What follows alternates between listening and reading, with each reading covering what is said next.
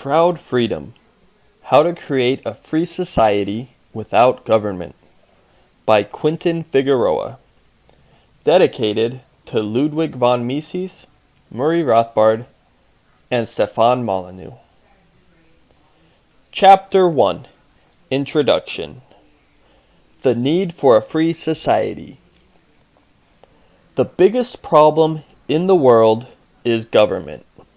It doesn't matter whether it's democratic, socialistic, dictatorial, or anything else. All governments throughout the world initiate violence. The initiation of violence is the greatest problem which currently holds humanity back more than anything else. My name is Quentin, and I'm an American. Because a few hundred years ago, some people used violence to get land and call it the United States of America. If you go back a bit further, you will find that the countries in Europe also came about through violence. If you go back further, you will see land being conquered through violence in pretty much every society in the past.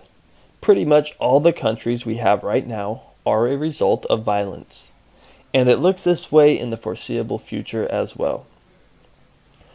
As children, we're taught not to use violence to get our way. As we grow into adults, we're still told not to use violence. We'll go to jail for it.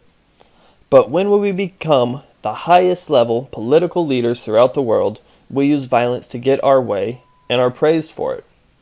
This is where humans currently are at.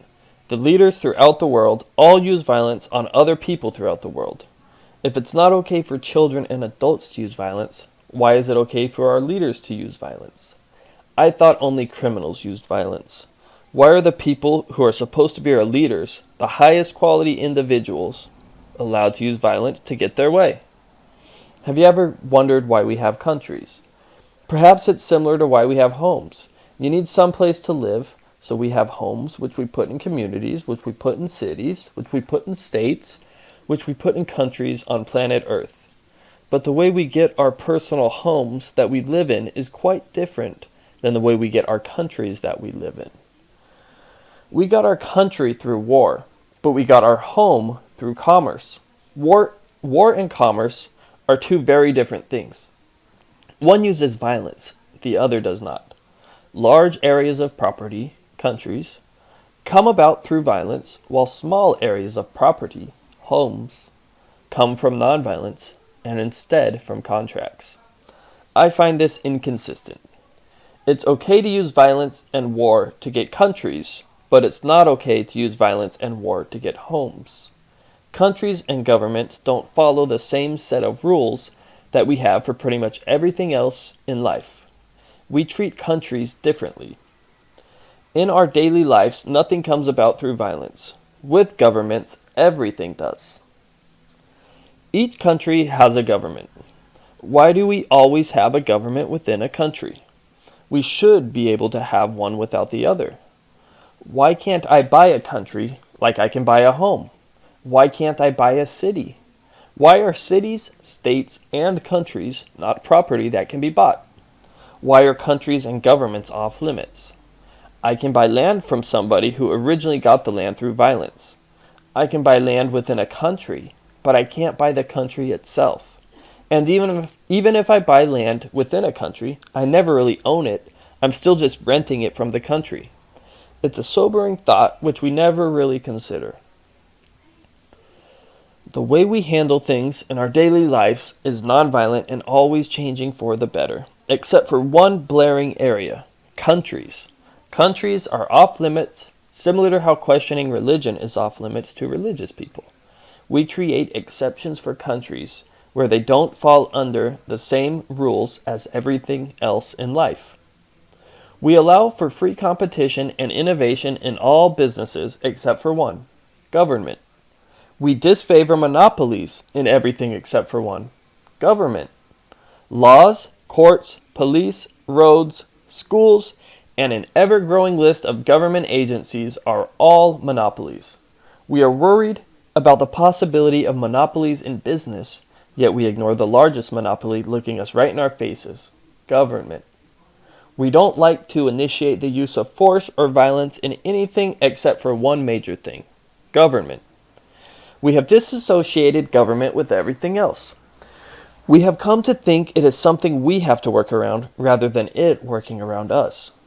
Government is the immovable religion of today that we can't dare question or improve. Government is perfect and we are imperfect. Okay, calling it perfect is taking it a bit far. We know it's not perfect, but we have to have it, right? Government is a necessary evil, we tell ourselves. Government is something we have to put up with. It's too big to change. It's too big to do anything about. After all, without government, how would we have law and order? How would we protect people and allow for society to function? These are the same types of questions that used to be asked about religion. How could we live a moral life without the church? How could we talk to God without religion? So we just have to become more and more powerless as we watch a relic of the past wreak havoc on a world outgrowing old technology. Because that's all government really is. It's old, outdated technology. Our governments haven't been updated for centuries. Centuries. We are running a really outdated version of government from hundreds of years ago, and rather than creating a completely new version of government, we would rather keep trying to patch the existing one. It's like replacing our computer with pen and paper.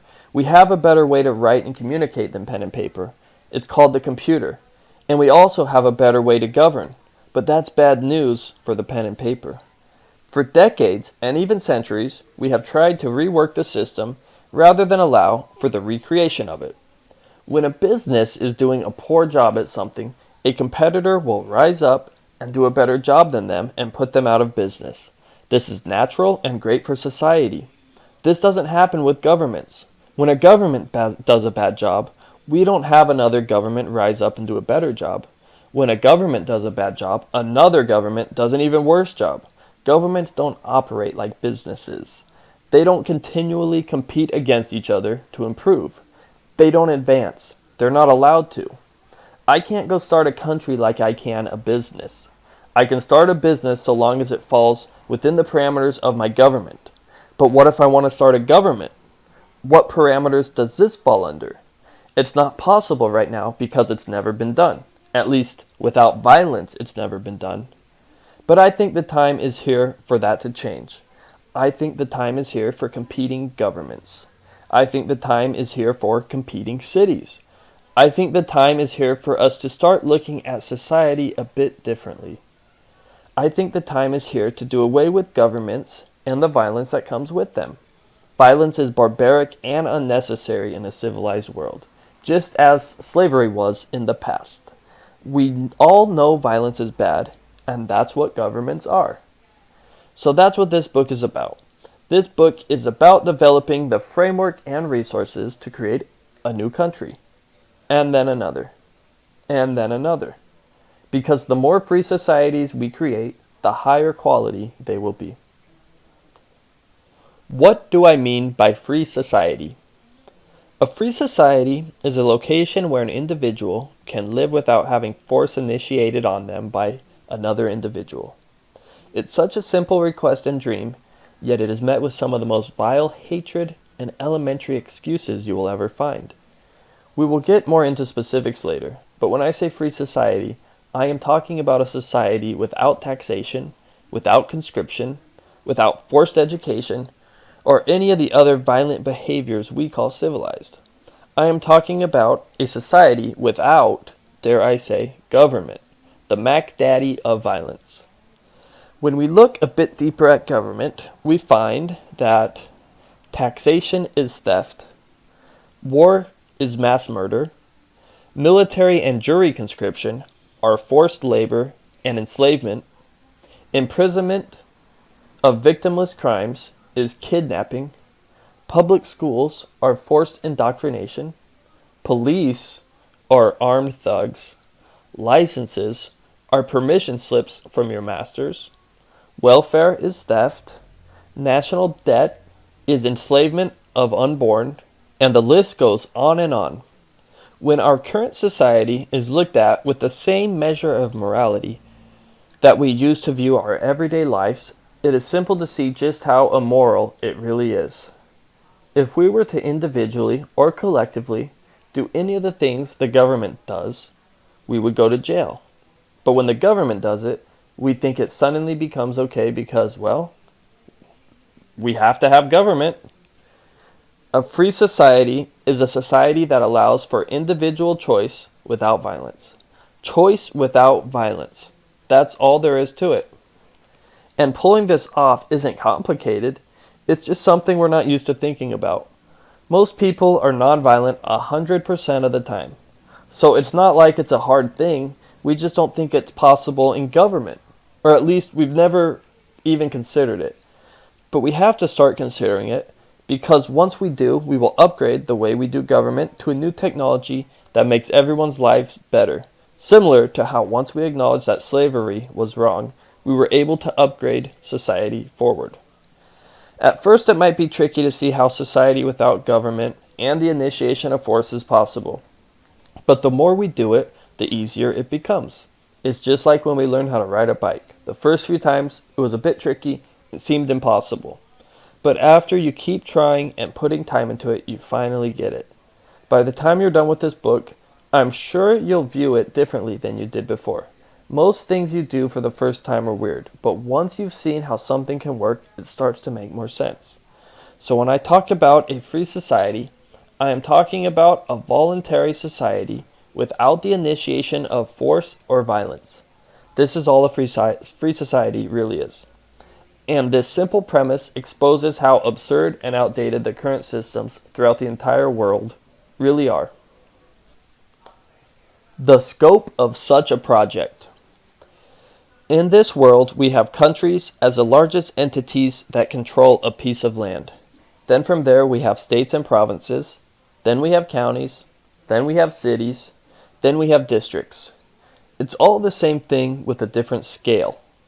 When we think of land, we normally think of it in some type of structure like this.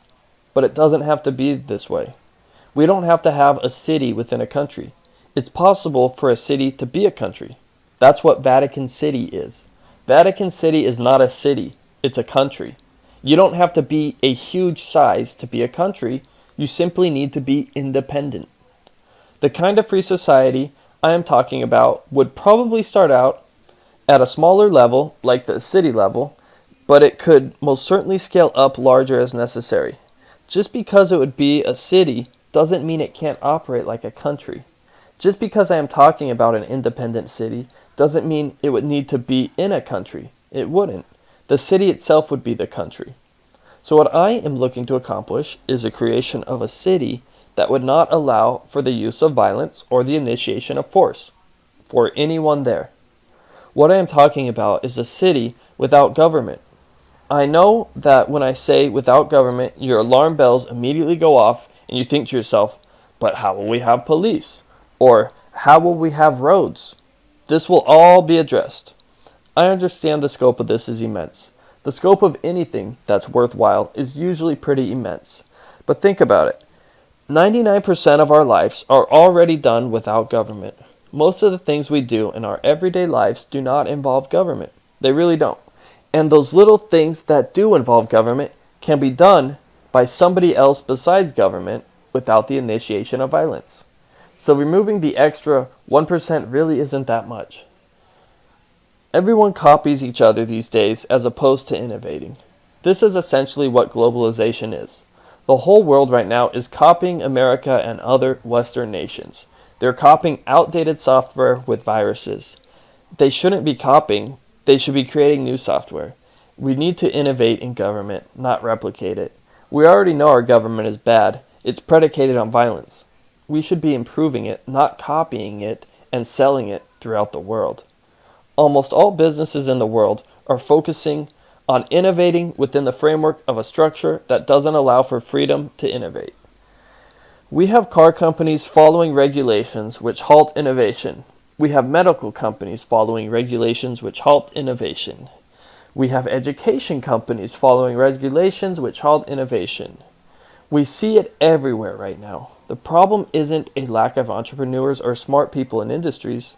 The problem is a system which keeps those entrepreneurs and smart people from truly doing something better that is outside of the box. We are trying to innovate within the box of government. If we want to think outside of the box, then we need to stop throwing people in jail for thinking outside the box. Let me say that again. If we really want people to think outside the box, then we need to actually allow people to think outside the box. And government doesn't allow for you to think outside the box. Thinking outside the box within government is usually a crime. The free society that I am talking about is most certainly outside of the box. I have reached the realization that we can't change the current system of government that we have, and we can't fix the current system. America didn't change England in 1776. They started fresh, and I think that's what we need to do also. We've tried to fix government, but it just keeps getting worse and worse. It's a broken system that can't be fixed, with a broken system for fixing it. We can't fix the system within the broken box.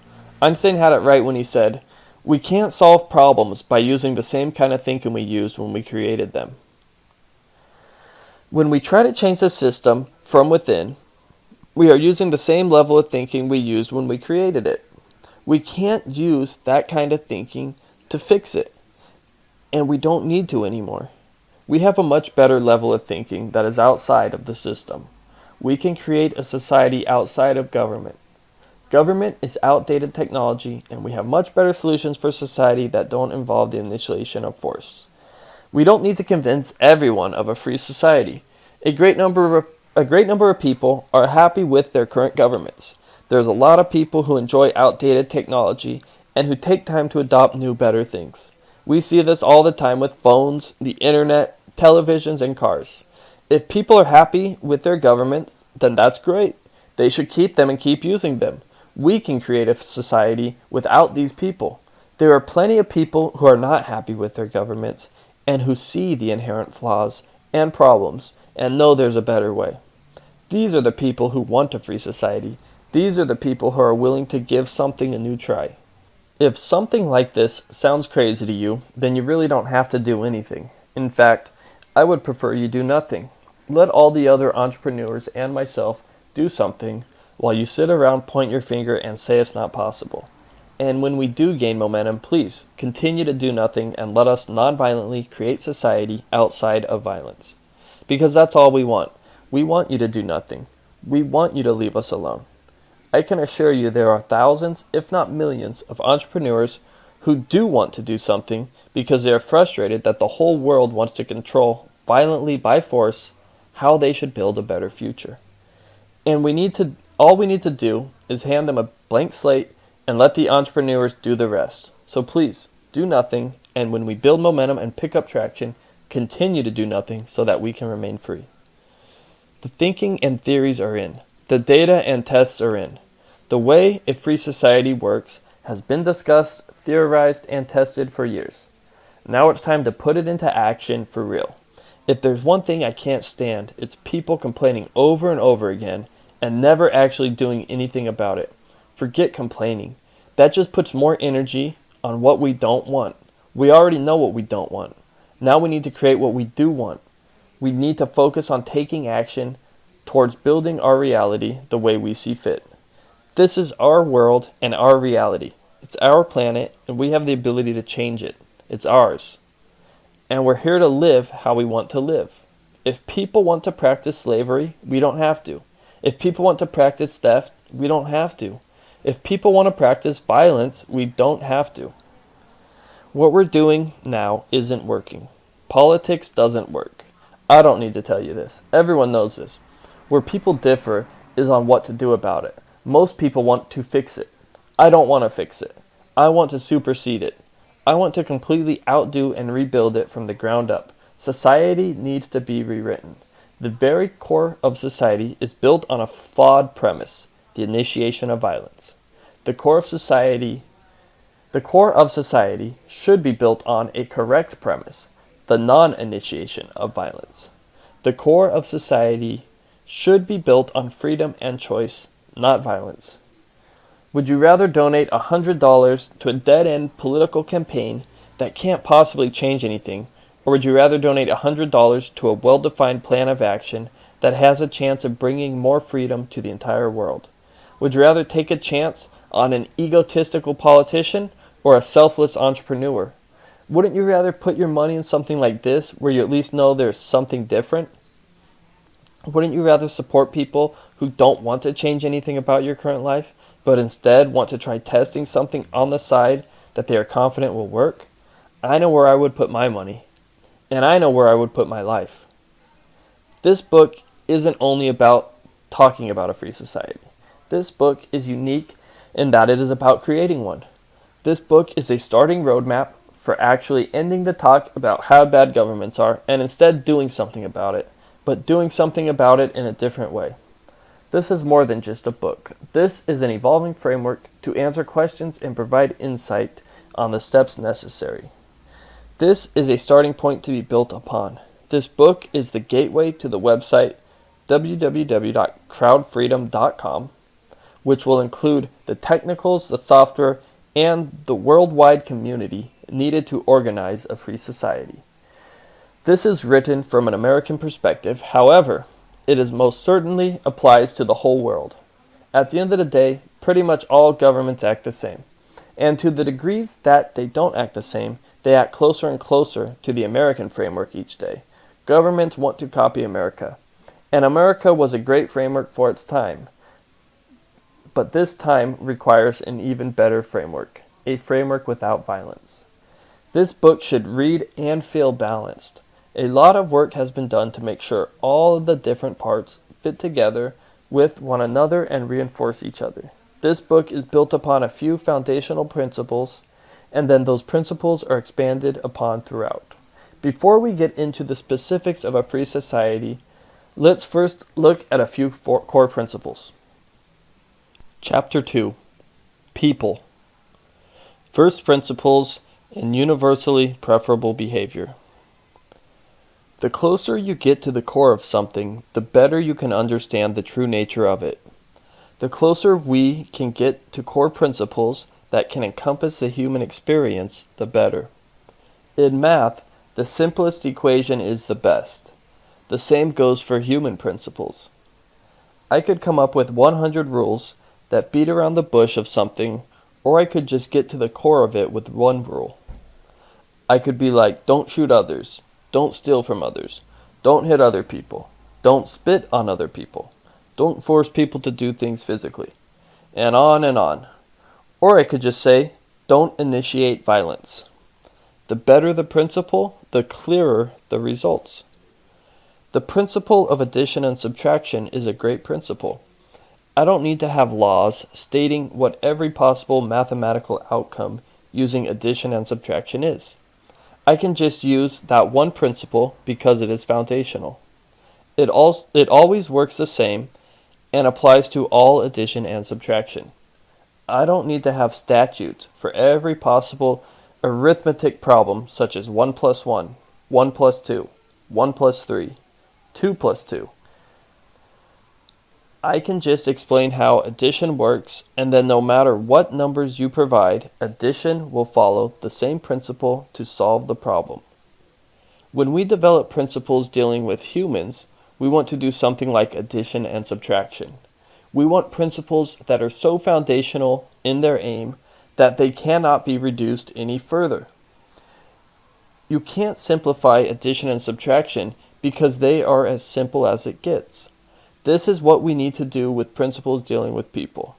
We want to aim for consistency and universality. Things that can be universalized are generally good. Many of the things we would call bad cannot be universalized. Universal things that apply to everyone are favorable. An obvious example to universality is stealing. You can't universalize stealing. If everyone were to steal from each other, then everyone would constantly have things taken from them. It would be hard for people to obtain property and work for things if what they obtained was always stolen from them. So if everybody stole, there would be problems. It can't be universalized. But if everyone didn't steal, and if everyone respected other people's property, then we would not have issues. People not stealing can be universalized. If everyone didn't steal, we don't have issues. Therefore, stealing is probably not a good thing. If everyone raped each other, we would have lots of problems. But if everyone didn't rape each other, we wouldn't have problems. If everyone helped each other, we wouldn't have problems. So helping is a good thing. This is a basic, simple, foundational way of looking at people. This kind of thinking should be borne closely in mind as we move forward. With people, we want to do things that deal with first principles and universality. Property. We are all humans with unique human needs. Plants have unique needs, animals have unique needs, and so do humans. To keep humans from needs is anti-human. Just as to keep plants from needs, like sunlight or water, is anti-plant. So we want to allow for basic human needs, but when we allow for these basic human needs, we don't want to infringe on the needs of others. We want to universalize these basic needs to where it is consistent and can be applied to everyone, not just a few. One person's needs should not interfere with another's needs. So what are humans' basic needs? Well, let's explore this. Some things that will immediately come to mind to most people will be things like food, water, shelter, and so on. Okay, and how do humans get these things? They find them, hunt for them, build them, etc. These basic things are provided by people transforming nature and resources. So even more foundational than food and shelter, people need the ability to transform resources. Humans need material objects and land for their use. Without the ability to use land to grow food or hunt, there wouldn't be food. So humans need land. And they need the ability to transform what is on this land. Humans need the ability to use resources like wood to create shelter. Humans need the ability to transform resources to their needs. Now here's a very, very important point to understand. Is food a right that people have? Should all humans have food, or should they have to create that food themselves? Well, can this be universalized? If food is universalized, who provides the food? Somebody is going to be receiving the food, and another is going to be providing the food. Why should one person be the provider and another the receiver? Wouldn't everyone want to be the receiver? Why not have everyone on the receiving end? Because then there would be no food. This goes back to first principles and universality. If you want to universalize food, it requires you to force the person producing the food to give it to others. This is no different than trying to universalize stealing. You can't universalize this.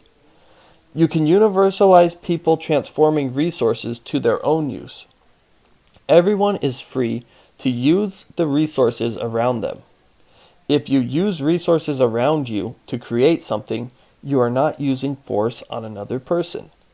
If you claim an unused piece of land and start farming there, nobody is hurt. If you force a doctor to perform health care on you because it is a right, then you are using force. If you force somebody to build a house for you, then you are using force. This is why food, shelter, and all these other things are not part of humans' basic needs, because they require using force on another human.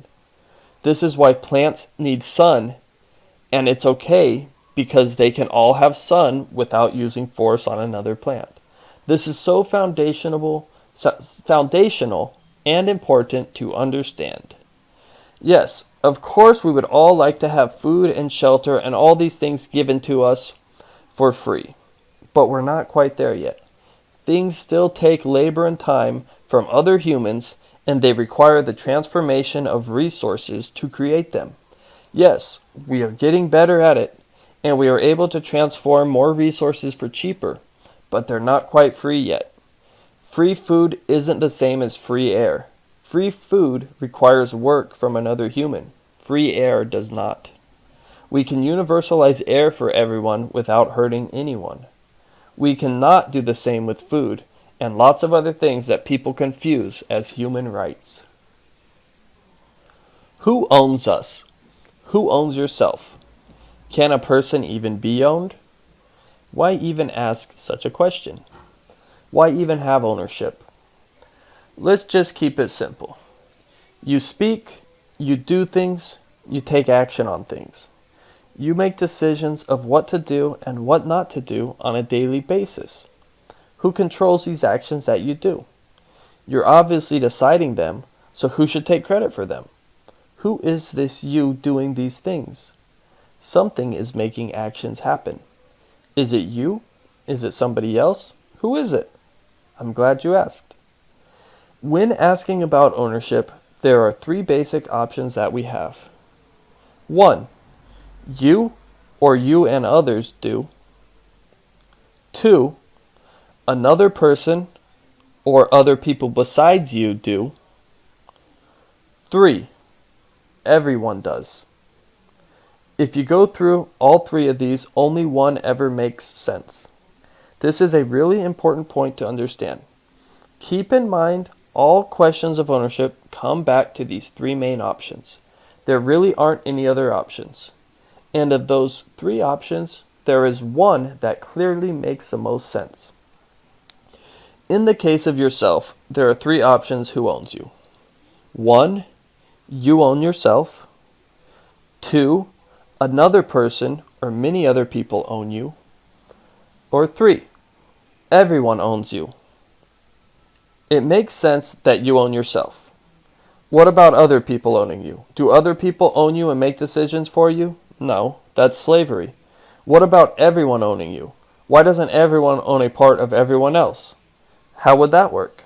How do you make it so you equally divide everyone and manage the ownership of 7 billion people with 7 billion other people? Of course, that doesn't make sense either. So clearly, you own yourself. Since humans can think, feel, evaluate, and act only as individuals, it becomes necessary that they are free to learn, choose, and develop themselves. Since you own yourself, you are able to control yourself and choose how you want to act. Other people can't do it for you, just as we can't tell other people what to do. This is a core fundamental principle that can be universalized. So this is an extremely powerful realization to build upon. If you don't own yourself, then any man should be able to rape any woman. If a woman doesn't own herself and other people do, then other people can do as they wish with her. If everyone owns a woman, then everyone can do as they wish with her.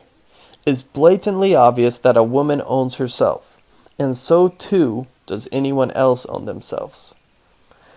This leads us to a right to self-ownership, to control the body free of coercive interference. The right to self-ownership allows people to practice in their human nature. If people don't own themselves, then we have slavery where somebody else does. So our body is property. We own ourselves. Ourselves is property to us. This is fundamental towards the human experience. Somebody else doesn't own us. We own us. We are us. We hear of human rights. Human rights are property rights. You can't have one without the other. So whatever falls into property rights for individuals are human rights. The only equal right people should have is the right to their property. Food isn't a human right because it can't be universalized. Ownership of yourself is a human right because it can be universalized. Somebody else can't own you because that can't be universalized. I hope this is starting to make some sense. We also own the effects of our actions. Our actions are an extension of ourselves. In order to argue against humans owning their actions is to claim property to your argument, which is an affirmation towards ownership of the effects of actions. We are individuals, not a collective group. We act as individuals, not as a group. We can have group actions, but the core of us is not a group. The core of us is an individual. So this is foundational principle stuff. We own ourselves in the effects of our actions. So much stems from this. And all of this is done universally where it applies to everyone without interfering with another person. We can all operate this way without disturbing anyone else. You would be hard-pressed to find another way to state something that can be universalized for everyone. I know this stuff is a bit confusing and technical if you've never heard it before. Give it some time and let it sink in. Throw it around in your head for a while and question it hard. Try to tear it apart. Try to dismantle it. It's hard to do because it is foundational. Let's move on a bit from people now.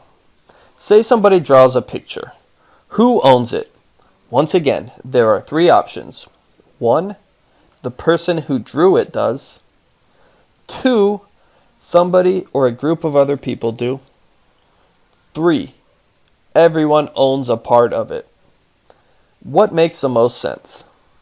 It's not even a question, and it is obvious. The person who drew it owns it.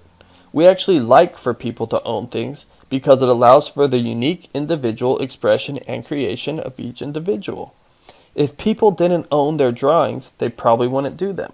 The last thing a creator of anything wants to do is slap another person's name on it and give the credit to somebody else.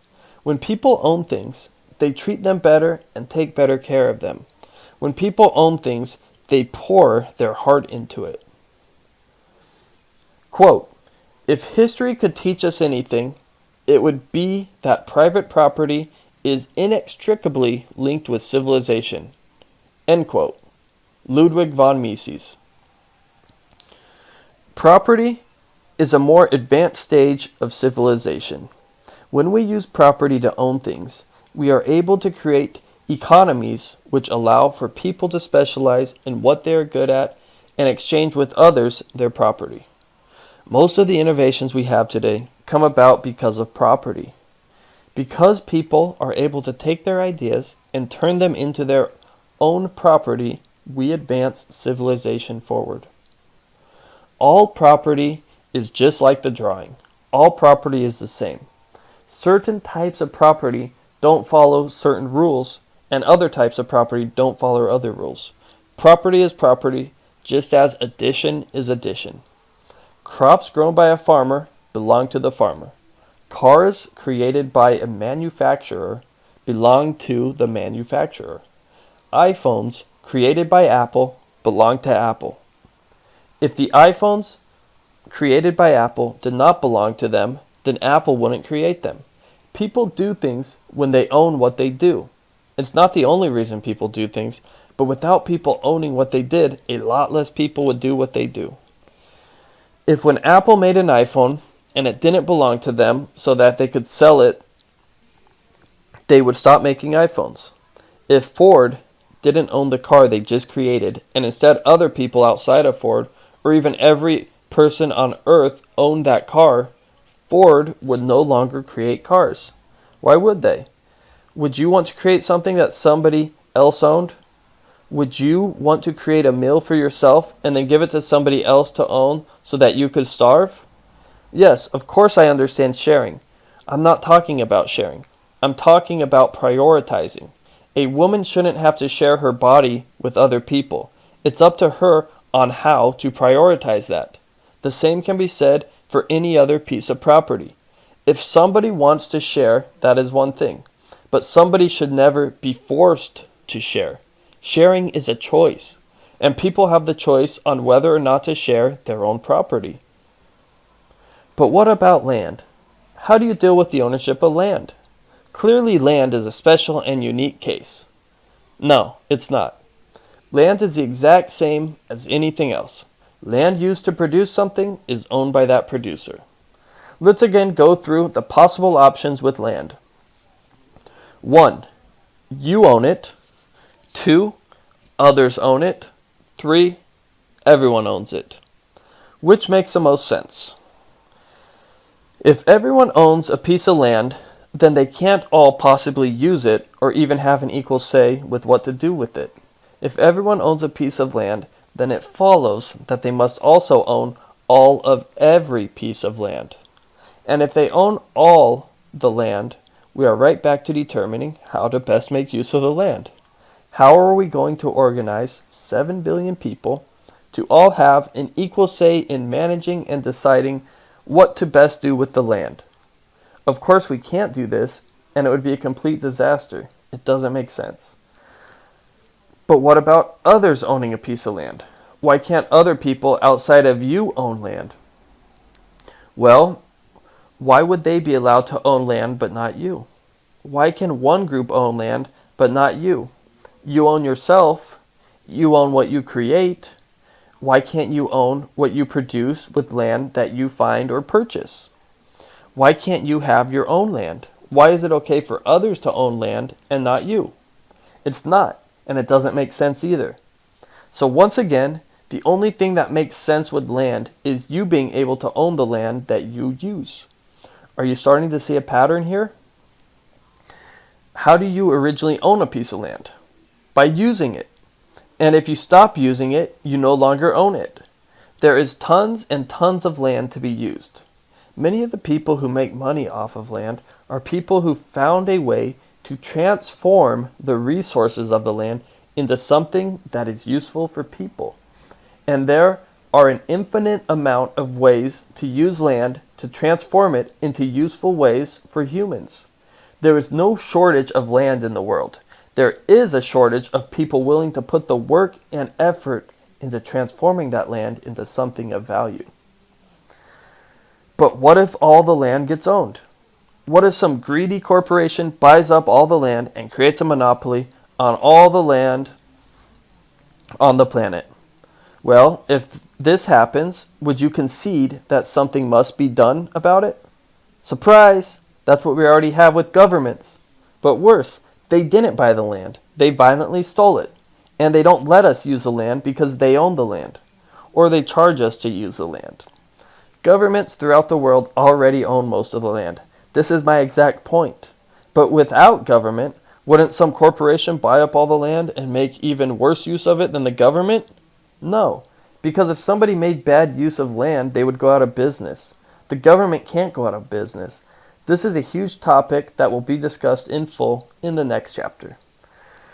Suffice to say, the only thing that makes the most sense with land ownership is individuals owning land. And when I say individuals, I'm not just talking about one person. It can be you plus other people, but it can't be other people and not you. Then you don't own it. Land can be owned by multiple people. It is the entity, including you, that I am referring to when I say you. Land needs to be owned by people who use land. Your body is owned by you because you use it. Your car is owned by you because you use it. And everything else you own is your property, not someone else's. Again, this stuff becomes more clear the more you think about it. At first, it's a bit weird because we're not educated to think like this. Property is about most effectively and efficiently using finite resource transformation in a world of infinite desires.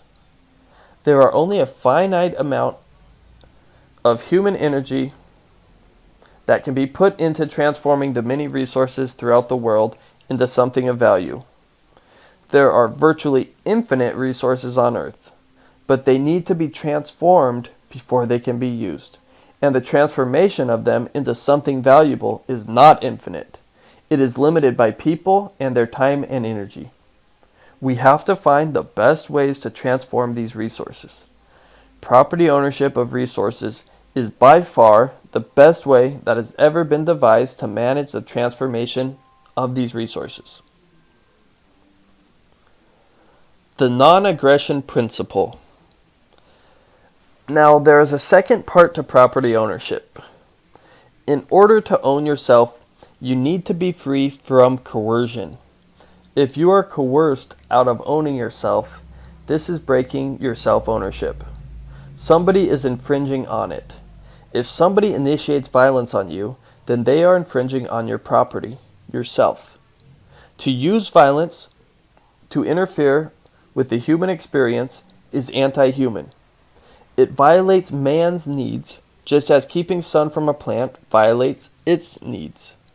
Violence can't be universalized. If you initiate coercion on another person, you are no longer practicing behavior which can be universalized. If everybody initiated force on everyone else, we would have problems. If everyone did not initiate force on everyone else, we would not have problems, which is why the non-initiation of force is essential to property. From this we can gather an important principle, the non-aggression principle, or NAP. The non-aggression principle basically states that the non-initiation of force is a moral principle for humans because it can be universalized and allows for the greatest fulfillment of human needs. The NAP is pro-human. When we violate the NAP, we are being anti-human. The non-aggression principle and property go hand in hand. You can't have property without non-aggression. If people can freely steal your property, then it's not property. If people can freely violate you, then you don't own yourself. If we can go around raping anyone we want, then we don't have property rights. So there has to be some container or thing that keeps people from messing with your property. There is. The NAP. This doesn't mean that you can't use force as a defense. It means that you can't use force as an offense. You can't initiate force on another person. Defending property is much different than offensively aggressing against property. If somebody tries to steal from you and you defend your property, you are claiming ownership by defending it. If everyone defends their property, this can be universalized and we have no problems. If everyone attacks other people's property, we do have problems. So it is the initiation of force that is the problem, not defense with force. The NAP is the most basic of ethical principles. It is about as foundational as you can get, and many other principles stem from it. It's what we teach our kids when they are younger. We teach kids not to use force on other kids when they are growing up.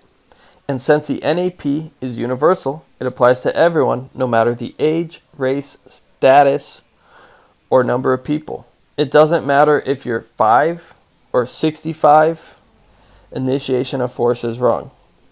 It doesn't matter if you're white, black, Asian, or Hispanic, initiation of force is wrong.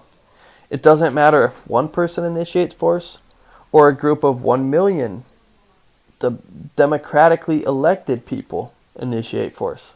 It's still wrong. The potency of the NAP is in the simplicity of it. Simple things have less room for error. The closer you can get to the core of ethics, the better. And the NAP, which goes together with property, is about as simple as you can get.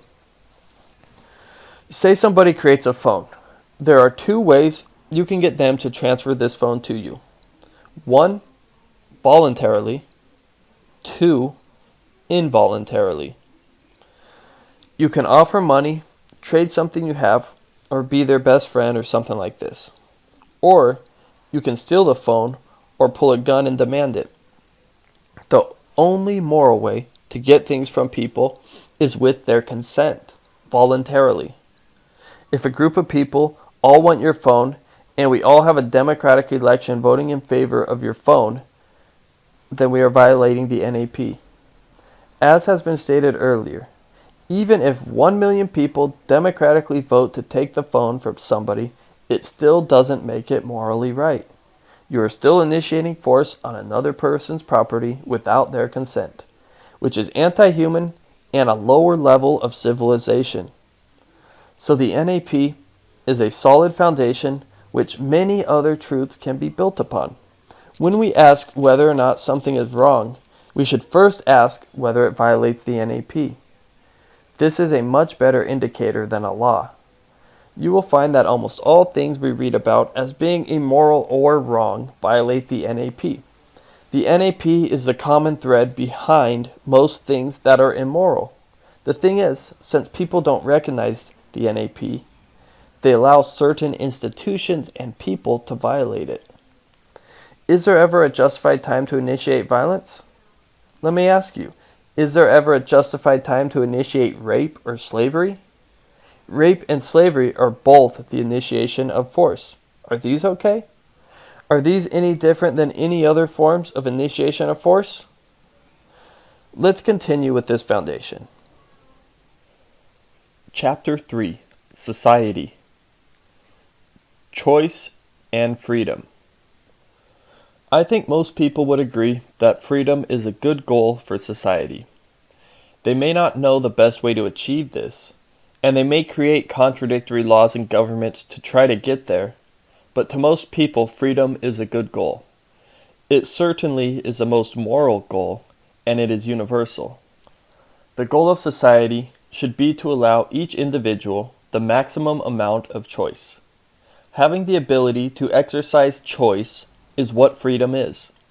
Freedom is when a person and their property are not invaded against. That is the mission. Freedom and unrestricted property rights go hand in hand. When you restrict property, you restrict freedom. If you want maximum freedom, then you need maximum property ownership. A slave who does not own themselves is not free. A slave who does own themselves is no longer a slave. Slavery is a condition where the slave has no right to self-ownership. Slavery is a property violation of self. Slavery has to do with property of oneself. You can't have choice with force. If you rape somebody, they aren't choosing to have sex with you. You take away that choice. If you force people to pay taxes, they are not choosing to pay these taxes. When you take away force, people act differently. They act closer to what they really believe. You don't really know if people want something or not if you use force to get that decision. If you hold a gun to somebody's head and tell them to give you their money, they are giving you their money not by choice, but because you are initiating force on them. If people don't have a free choice to a decision, then it's not really their choice. And if it's not their choice, then they're not free. Being able to succeed or fail is one of the greatest gifts a human can have. Being able to succeed or fail is what choice is all about. If you could only succeed, you wouldn't be choosing. If you could only fail, you wouldn't be choosing. We learn through choice. We need to have the ability to choose and learn through the consequences of our choices. This is a big part of life. If you take away the ability for somebody to choose, you're taking away the ability for somebody to exercise their ownership of themselves. If people don't choose, they aren't free. Free people have the ability of choice. And being able to choose doesn't always mean choosing the right things. A human needs freedom to choose.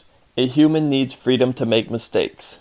A human needs to choose on their own rather than be told what to do. Humans learn through practice and mistakes.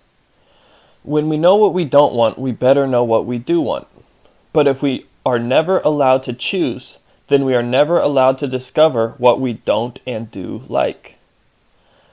When we choose, we are acting as individuals. When we are told, we are acting as a group.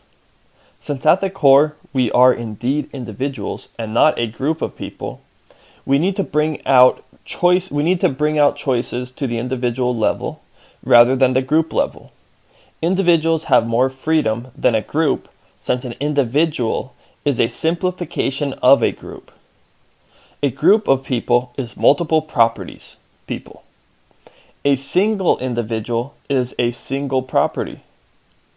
We can most closely represent ourselves with our choices than we can a group of people.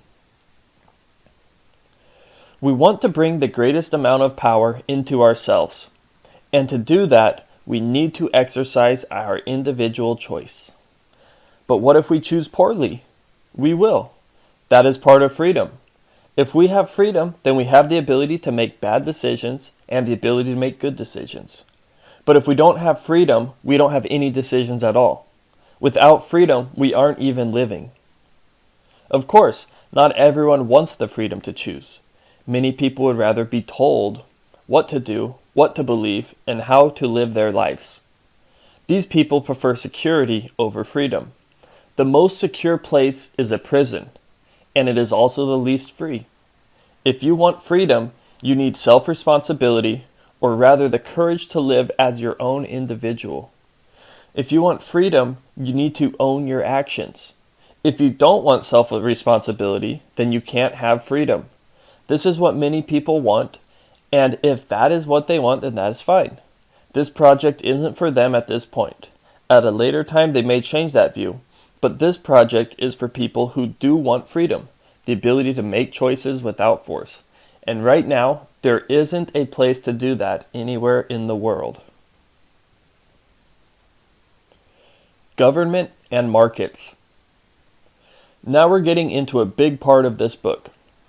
Everything we've been talking about so far has been building towards this section. We now need to break down the contrast between governments and markets. Let's first define government and markets. The definitions you find in a book for government are pretty worthless because they are too general. A book will define government as something like, a government is the governing body of a nation, state, or community.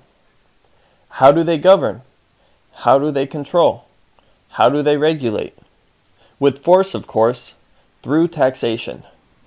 Government is force that people choose to use on others to carry out services that they think require the government.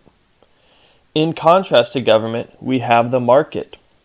What about markets? How do markets govern? How do markets control? How do markets regulate?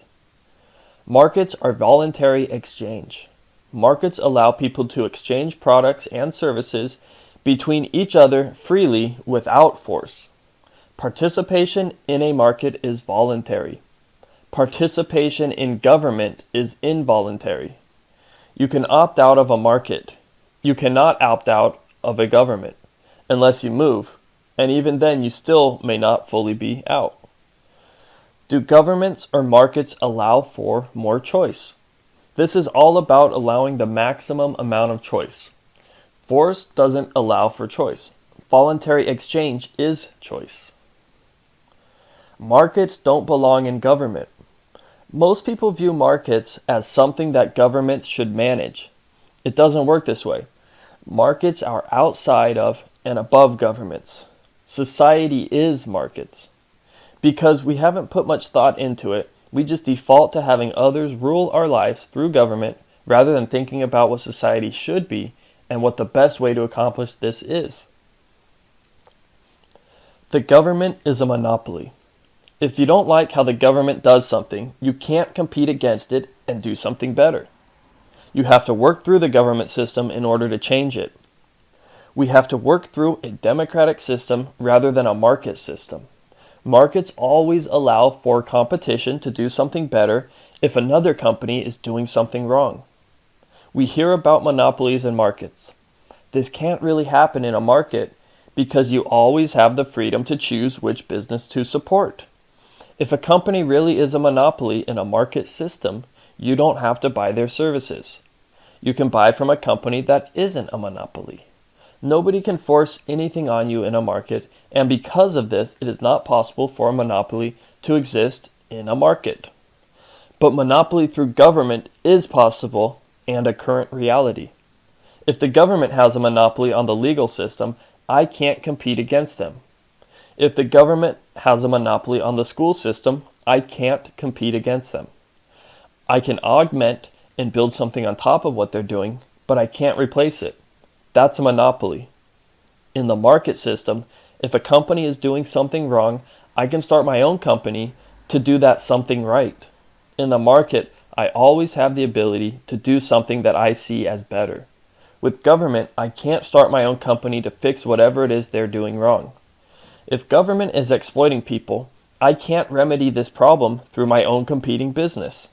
If the government is telling me I need to pay money to a government program, I can't exercise the choice not to. This is a monopoly. So businesses within markets aren't monopolies. Governments are monopolies, and moreover, monopolies through coercion. The government is the biggest initiator of violence in the world. The government has a monopoly on violence.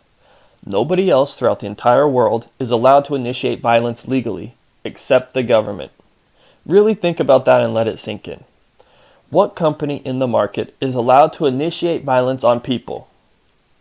What makes government any different? Because we vote for it? We also used to vote for slavery.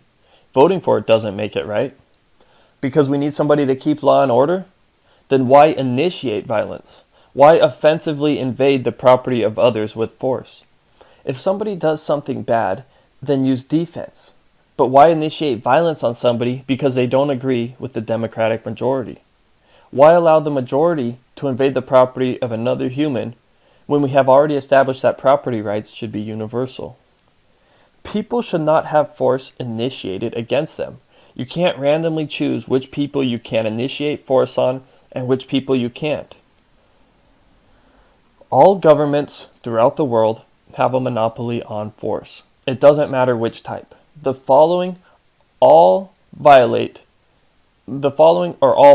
and violate the non-aggression principle, NAP.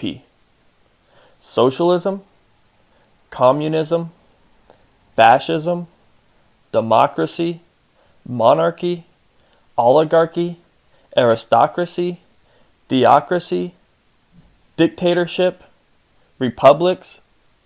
These all violate the NAP. These systems are all failures for society because they inhibit individual choice, the most basic freedom. They all use force to take away choice. Remember, the initiation of force is anti-human. Initiating force is a lesser form of civilization. When we initiate force, we are devolving, not evolving.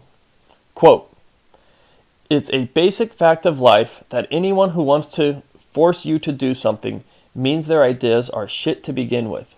Not a lot of rapists are very good lovers because they don't have to sell quality. They got violence."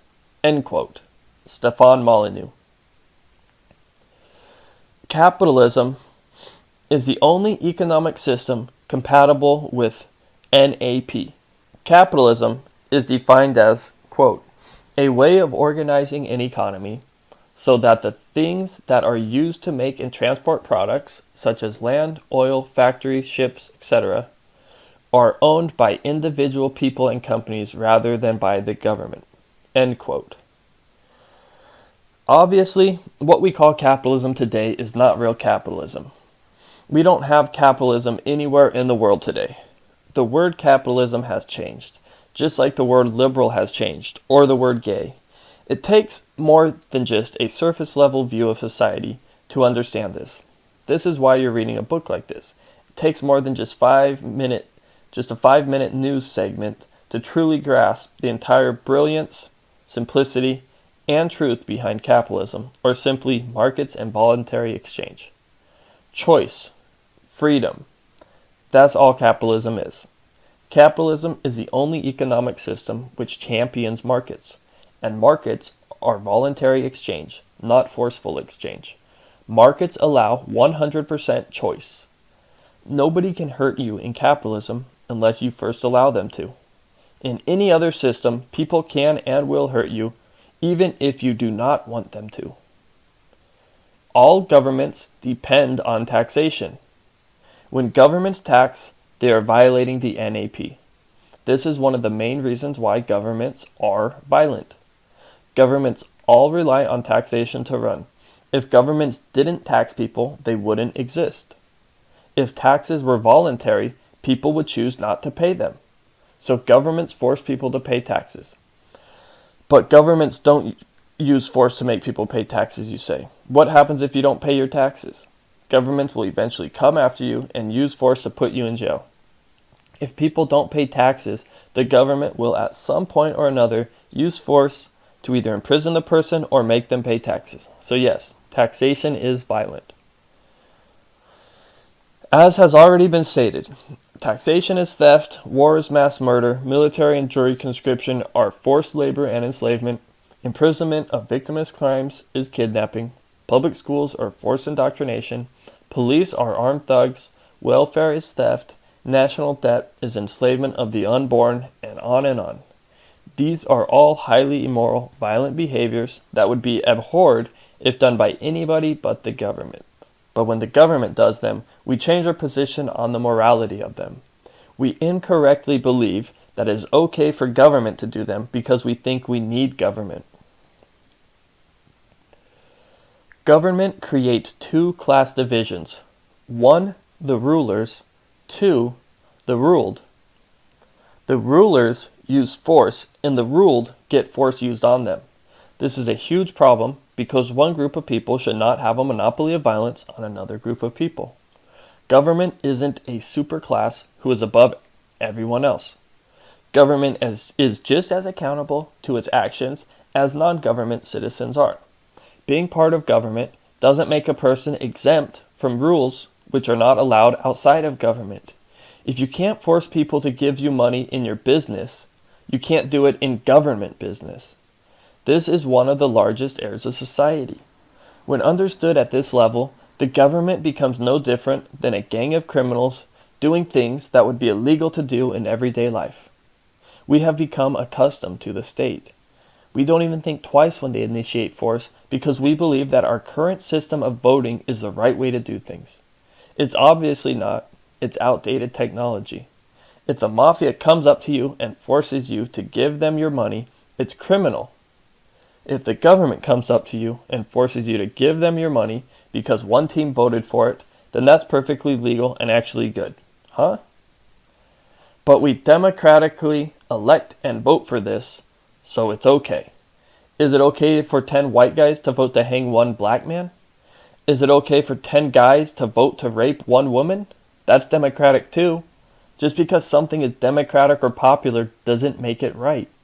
There are many dumb things we used to do that were democratic and popular that we no longer do. Slavery used to be democratically okay.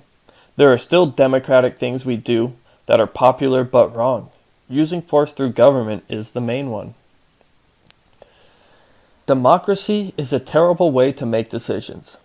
Democracy is a system for letting everyone choose one decision to force on everyone. Imagine if you went to a restaurant and everyone had to eat the same food as everyone else. Imagine sitting down at a restaurant with 50 customers and then all 50 customers voted on what to eat. You can't choose your own individual meal. The group chooses the same meal for everyone. Democracy allows Team A to take choice away from Team B. Why do that when you don't need to? You don't need to use democracy. It's outdated technology. Team A can have what they want and Team B can have what they want. And more specifically, we don't even need teams. Each individual in Team A can make their own choices and each individual in Team B can make their choices. If they want to allow the team to make their choices for them, then let them. But don't force everybody to play on a team if they don't want to.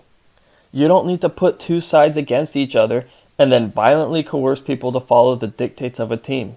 That's outdated. It's possible to go to a restaurant and allow each person to order their own food, just as it's possible to have a society where each person can order their own services. If a person doesn't want to have other people choose how their money should be spent via taxes, then they shouldn't have to. Rather than give their money to the team, they should be able to spend their money directly for the services they want. If taxes go towards police, courts, roads, health, education, and so on, then a person should be able to choose which services to use for these things directly. The same way a person can choose an entree at a restaurant, they should be able to choose their service in a society. We don't all need to vote for the one true type of education that everyone should use. We don't need to vote for the one true type of healthcare that everyone should use. We don't need to lump everyone's money together via taxes and then all vote on where that should go. That's outdated technology. We don't do it with houses, cars, phones, and spouses. Why should government services be any different? It most certainly should not and doesn't need to be. So the non-initiation of force is the number one reason why markets are better than government. That itself is enough to make markets by far better than government. The initiation of force is the greatest thing keeping people from freedom. The difference between governments and markets is the difference between rape and sex. To promote force and governments is to promote rape on societal level. To promote choice and markets is to promote consensual sex on societal level. We all know that rape is wrong. and we will go to great lengths to prevent rape. How could we oppose rape so vehemently, but then allow government rape? Is rape wrong, or isn't it? Now, not only are markets morally better than the government, they are also much more efficient. Markets exist because there is a finite amount of human energy that can transform resources. If resources could instantly be transformed to useful things for humans, then we wouldn't need markets to carry out this task. If the transformation of resources was instant, without any human work, society would be much different than it is today. As mentioned earlier, because transformation of resources is finite, we require property to best distribute and prioritize the way this process takes place. Were resources already transformed and ready for any consumption we need of them, then there would be no need for property, and therefore society would exist much more like the utopias you read about in fiction. But we haven't quite figured out how to do this, and so we are stuck with the best system for our materially finite paradigm, property and markets. Nobody is in the business of bringing air because we have an infinite supply of air. But food doesn't just magically appear like air, nor do our clothes, nor does transportation, nor does healthcare, nor does pretty much anything else. All of these things require actual people to trade their time and labor for these things which we consume. Most things in life are not infinite, and that's why we need markets. So it is all about the management of these resources. Government allocates resources worse than the market. Central planning, the way government operates, is far inferior to the dynamic planning of markets. The government attempts to manage something that needs no management. Central planning takes away choice, which is freedom. The market succeeds for just the opposite reasons. The market allows for individual choice, and the market allocates resources better than any other known system. The market is dynamic and always adjusting to change in resources. If something becomes scarce, the price goes up so more people can jump into that market to supply it. When something becomes plentiful, the price goes down and more people jump out of that market because it doesn't need as many people to supply it anymore. The markets all adjust themselves based off of the price mechanism, which is really just a unit of measurement used to determine the necessity of certain resources. When I talked earlier about property being a more advanced stage of civilization, this is the kind of stuff I was talking about, the pricing mechanism. Markets have people working in the right industries much more accurately than governments. The market has real-time data telling people what is needed and what isn't. From this data, people adjust themselves to where their time and labor is most necessary. The market is really just a calculator on the entire world that knows exactly what is needed and what isn't based off of how much people are willing to spend on various things. If something like cell phones are invented, they will start out at a fairly high price. When cell phones first came out, most people couldn't afford them. They were low quality and high priced. But they offered something that no other phone offered, and because of that, people who could afford them started to buy them. Because of the high price, it attracted more entrepreneurs into that field. People that were previously in industries that were on the decline may have decided to get out of a bad industry and move into a new growing industry like cell phones. And so we have the market guiding people from dying industries to growing industries, all through the pricing system. No government was needed to tell people to get into the cell phone industry. The market did that for them. That's how markets work. And so rather than have a bunch of people in dying industries like newspapers or sending faxes, we instead have those companies transforming into internet businesses and mobile phone companies. This is why markets are so efficient and good at allocating resources. People tell the market what they want with their money, and the prices for things determine how valuable something is or isn't. When cell phones first came out, they were expensive. Now pretty much everyone can afford a cell phone. At this point in time, the cell phone industry has just about reached the top, and pretty soon another new industry will come about, and it will be time for the whole process to start over again.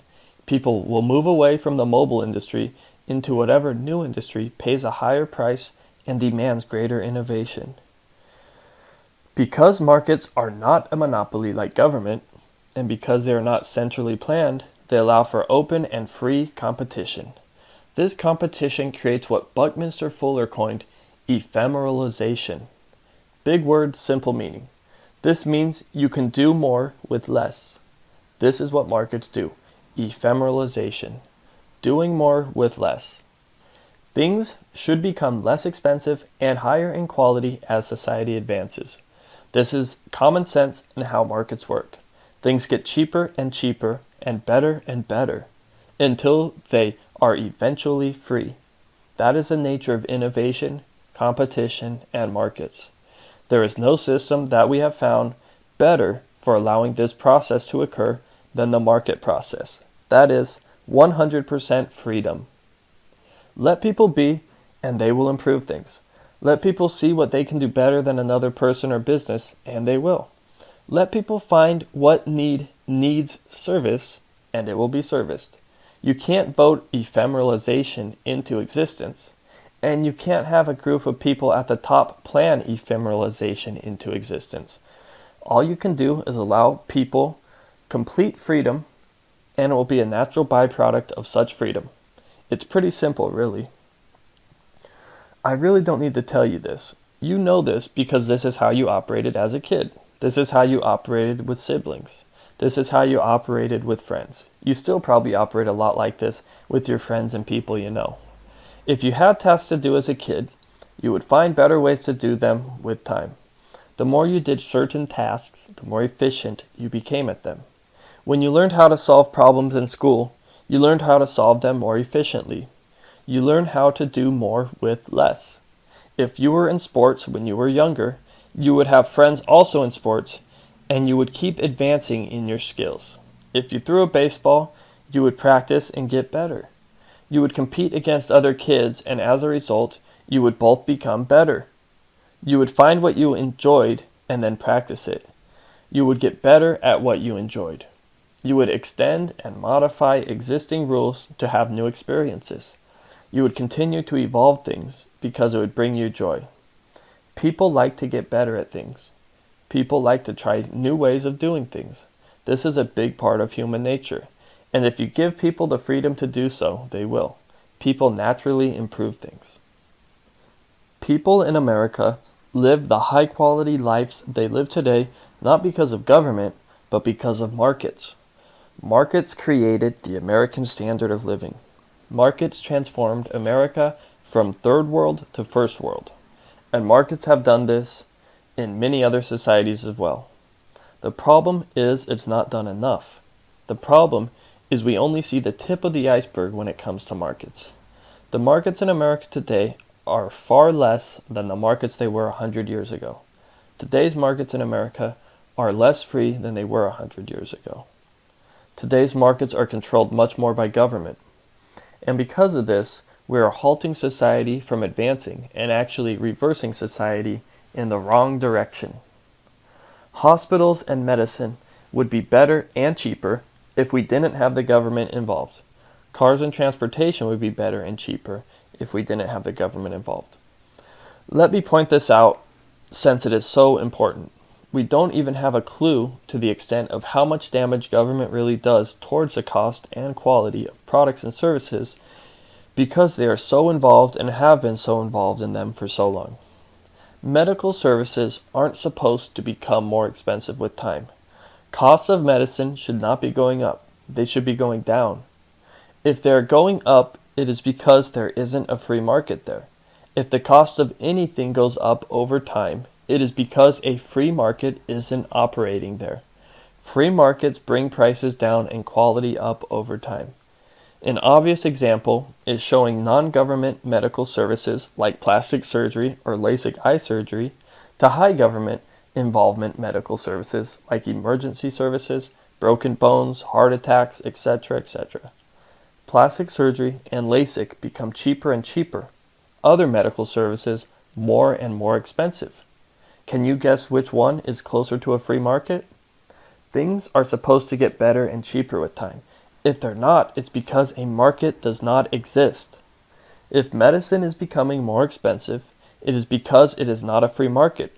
It is a centrally planned market, planned by the government, regulated by the government, and destroyed by the government. Oh, I can hear it already. But what about safety and regulation? Everybody has a certain level of personal risk they will take with anything, and the best decider of that risk is the person themselves.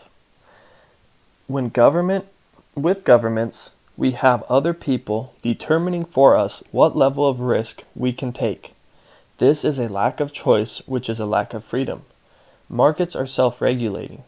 Anything that is unregulated allows for businesses to be built up around informing customers about the businesses.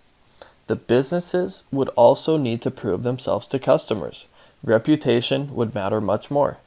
The greatest regulator is yourself, your own individual decision to choose what's best for you. If you are unable to do so, then what makes you think you are able to choose others to do so with you?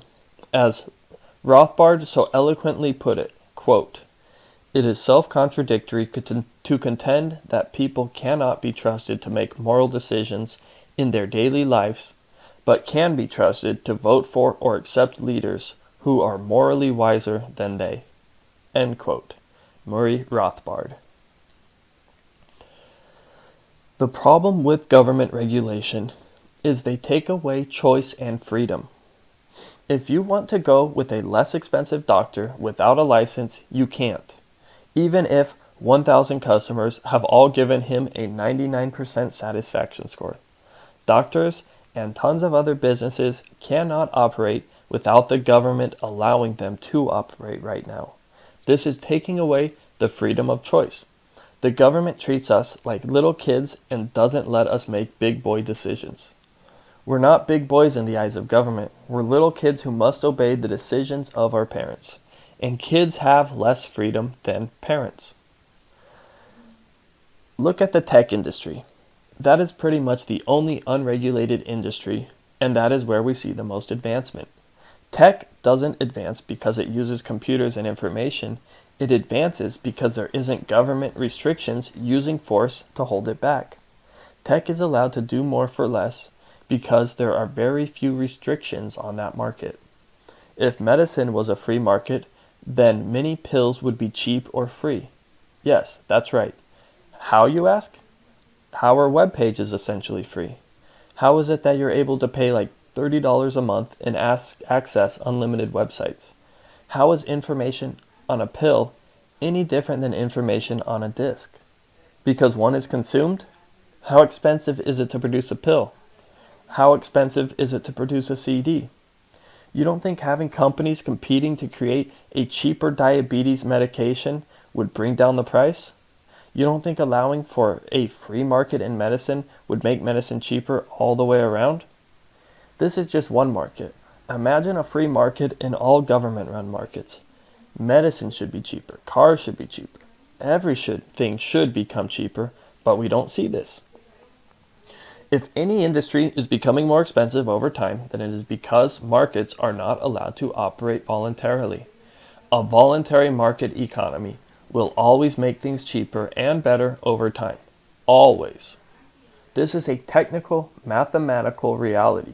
This is a foundational core understanding of resources and markets.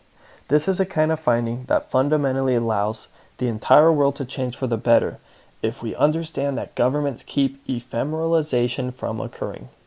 Markets are ephemeralization. Again, ephemeralization means more for less. Markets do more for less. Government does less for more. And if what the government controls does less for more, what does this tell you? There is a mutual benefit in trade. Win-win.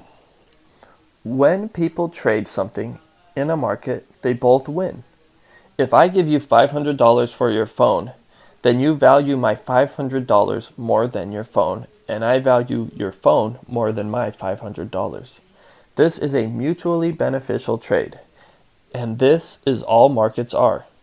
If you valued your phone for more than $500, then you wouldn't trade it to me. Government doesn't have a mutual benefit.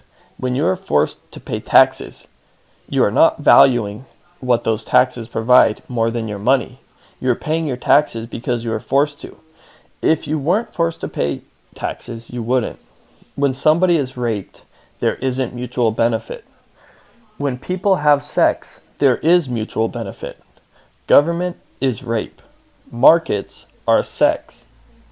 Why do you get it at the sex level but not the governmental level? It is the same thing. Why are you still fighting it? Why are you still holding on to the belief that you need government, just like people hold on to the belief that they need religion to live a good life or to believe in God? You don't. Religion is not God or spirituality. Government is not advancement or society. Rape is bad. Rape is initiated force. Government is initiated force. It doesn't matter if we vote for government. If we all voted to have a man rape another woman, would that be okay? We need to get past the inaccurate and damaging definitions we have programmed ourselves into believing. Snap out of it. The voting part of government is another cardinal flaw. We think voting with democracy is the best way to vote. Haven't you ever heard the saying, put your money where your mouth is? We use this saying because we know that what people say, vote for, is less accurate than what people really do or want, buy. What we do with our money truly shows how we really vote. We really vote with our money, not our mouths. Quote, the capitalist system of production is an economic democracy in which every penny gives a right to vote. The consumers are the sovereign people. The capitalists, the entrepreneurs, and the farmers are the people's mandatories. If they do not obey, if they fail to produce at the lowest possible cost what the consumers are asking for, they lose their office. Their task is service to the consumer. Profit and loss are the instruments by means of which the consumers keep a tight rein on all business activities. End quote. Ludwig von Mises. Representatives have no skin in the game. You make better decisions with your own money than you do with somebody else's money. If we are better at knowing what to do with our money, then why would we give it to someone else to decide what to do with it? As Thomas Sowell says, quote, it is hard to imagine a more stupid or more dangerous way of making decisions than by putting those decisions in the hands of people who pay no price for being wrong. End quote. We say things like actions speak louder than words, yet when it comes to society, we prefer words. We would much rather vote with words than vote with dollars. Milton Friedman mentions the 4 ways of spending money. 1. You can spend your money. 2. You can spend someone else's money. 3. Someone else can spend your money. 4. Someone else can spend someone else's money. We are best at spending our own money. We are careful with our own money. If it is somebody else's money we use for ourselves, we are less careful. If somebody else is using our money, they are even less careful. And least careful is somebody we don't know spending money from somebody they don't know. This is how government operates. The market operates on number 1. Government, number 4. We assume government already solves many problems. They don't. We don't allow people to offer services that government offers. And then we assume that because government does these services in a non-competitive way, that they are solving them. Examples of these industries are law, courts, police, schools, etc. That's like us saying only one type of guy exists for every woman, despite her individual preferences. It doesn't matter what she wants or prefers. She has to be with this one type of guy because we voted that this is the right type of guy for every woman. It doesn't matter if he abuses her, loves her, is compatible with her, or anything else. If you don't have choice to all possibilities, then you don't know if something really is better or worse. we do the same thing with society. We have always had government handling many of our services, so we really don't know if they're doing a good job or not. And even if they were, which they most certainly are not everyone wants the same thing. People have preferences. People want to choose. I don't know about you, but I'm tired of dating the same government over and over again. They're all the same. I'm sick of it. Government taxes versus the market. Let's now take a look at how government spending would compare with spending in a free society. Okay, so this next part is an actual table in the book, and since you're listening to the audiobook, you can't really see it. So I'm just going to describe it the best I can, and hopefully I can give you a decent mental picture of what this data is representing. So the United States federal spending in 2015 was $3.8 trillion. And this was spent on a few different services. The top ones being Social Security. 33% of that 3.8 trillion was spent on Social Security. 27% of it was spent on Medicare and health. 16% on military. 6% interest on debt. 4% veterans benefits. 4% food and agriculture. 3% education. And it goes a little bit smaller from there. But for the most part, the top four things that was spent on: Social Security, number one; Medicare and health, number two; military, number three; interest on debt, number four. And so on Social Security, 1.276 trillion was spent in 2015.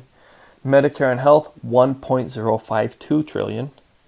So both of those were over a trillion. Military was 609 billion.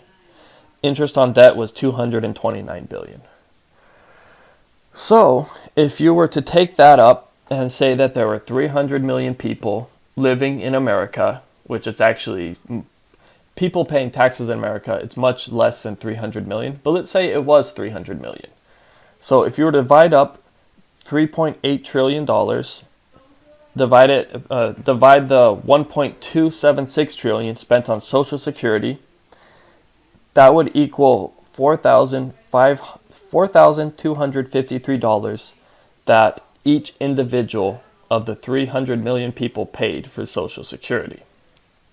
If you were to do the same thing and divide the 1.052 trillion spent on Medicare and health, that would be $3,500 per person. Military would be $2,000. Interest on debt, $763. So these are all things that we spend money on at a federal level. And this is the state way of doing it. Now, let's break this down and say that we did this on a free market, right? So Social Security right now is provided by government. If we wanted to provide this through the free market, we could. So we spend $4,200 roughly per person on Social Security through the government. If we were to take that $4,200 and instead spend it in the market, we could put away $4,200 every year. After 30 years at 2% interest, we would have $173,000, $793. So we're basically putting away $4,200 every year into Social Security. And what do we get at the end of that?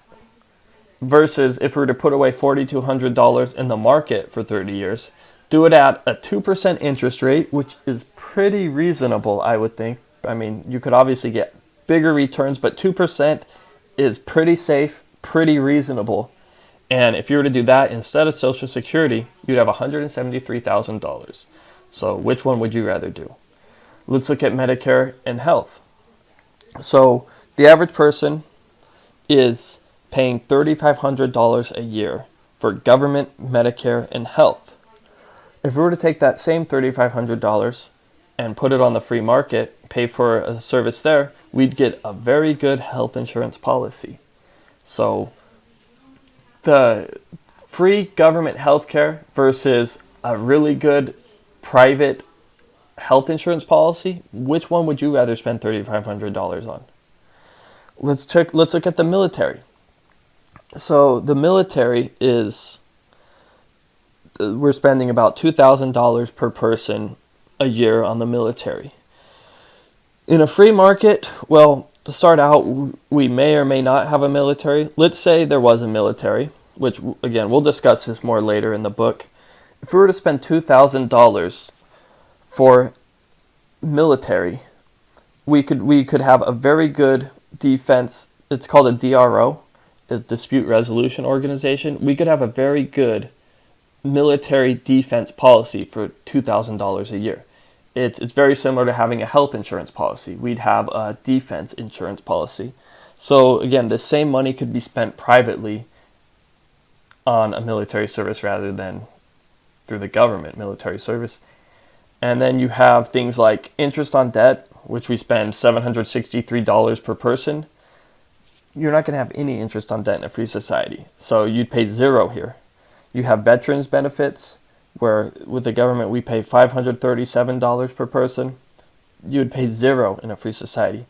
Food and agriculture, you'd pay zero. Education, there'd be no federal education costs. There'd be state so right now we pay federal and state and local taxes. So, there's different level of taxes in the U.S. So this right here is talking about federal education spending. I'll address education in the next section when we talk about state spending. But as far as federal spending, we wouldn't have to spend that. So per person right now with government, it's $341. That would be zero in a free society. Transportation, zero, unless, of course, roads have fees. But again, that'd be like a more local state thing, not a federal. So zero. Housing and community, zero, blah, blah, blah. All the rest of this is zero. So there's all these things government spends money on that would not be spent on in a free society unless, of course, you wanted to buy it individually. But those are all addressed in the next section, the state. So let's go there. So there's a brief overview. So for this example, I took California state plus local spending for 2015. So in California state and all the local spending, the total spent was $486.8 billion in 2015. So to break this down, like we did with the federal spending, the 22% of that was spent on education, 21% on healthcare, 13% on other spending, 10% on pensions, 9% protection, 9% transportation, 8% welfare, 4% general government, 4% interest on debt. So that's the main spending there for California state. Now, California has 39.1 million people. So if we do what we did with the federal spending and we divide all of these by 39.1 million, we can see how much each person would be paying on average. Again, this is actually much lower than what a taxpayer would be paying because less people pay taxes than 39.1 million people. But if we were to just be fair and do it on the low level, we would see that per year in education in California, $107.5 billion is spent. If you divide that by 39.1 million people, you'll see that per person, you are paying $2,749. Healthcare, you're paying $2,575. Other spending, $1,600 roughly. Pensions, $1,200. Protection, $1,100, so on. So per person, if we were to do this in the market and not in the government, education would, if you're not getting education or you don't have children, it'd be zero. If you do, you would decide, and you could get you'd have to basically beat $2,700, which wouldn't be very hard to do in a free market. Healthcare, so you have state healthcare also. We already covered this in the federal level. So I mean, basically, in the state, you're spending another $2,500. You'd pay zero in a free society. Other spending, zero. Pensions, you'd pay zero. Protection, it's up to what level of protection you choose. We discussed this a little bit at the federal table with the DRO. You could have a defense agency that you basically subscribe to, and you can choose kind of what level of protection you want in that regard. Transportation, welfare, all these other things you're not going to pay anything on in a free society. So let's average this stuff out. If we take the total spending federal, it's per person, you're looking at $12,786 per person. At the state and local level with California, you're looking at $12,448. Now, if we add federal, state, and local all together, the average person is paying $25,234. That's for somebody living in California. If we add up all the expenses on what the average person would be paying in a free market, it'd be roughly $9,700. So for less than half the price of what is already being spent with government in a free society, you'd be getting much better service for half of that price. So that is the purpose of this chart, to show you that. And of course, the sources for all this data are found on the book if you pull it up. Okay, I'm going to continue on reading now. Keep in mind that these charts divide the total spending equally by each person in the population. Since out of 300 million people, not everyone is paying taxes, the total amount spent per person in taxes would actually be much higher. This is estimated on the low end by dividing by 300 million people, as opposed to something closer to 150 million people. Now I know what you might be thinking. California is a bad example because taxes are way higher there. Well, let's look at a few other states to see. So in California, the per person tax spending in 2015 comes out to $12,448. If we jump over to Alaska, the per person spending in 2015 is $24,143. Arizona, $7,809. Florida, $7,759. Ohio, $9,897. If we jump over to Montana, $9,600. 2015 spending for Nebraska, $11,474. Nevada, $6,621 per person. New Hampshire, $8,923. New York, $15,520. North Dakota, $12,000. Texas, $8,000, $567. Virginia, $9,286. And finally, Wyoming, $15,667. So it really doesn't change that much per state. It's all relative to the population.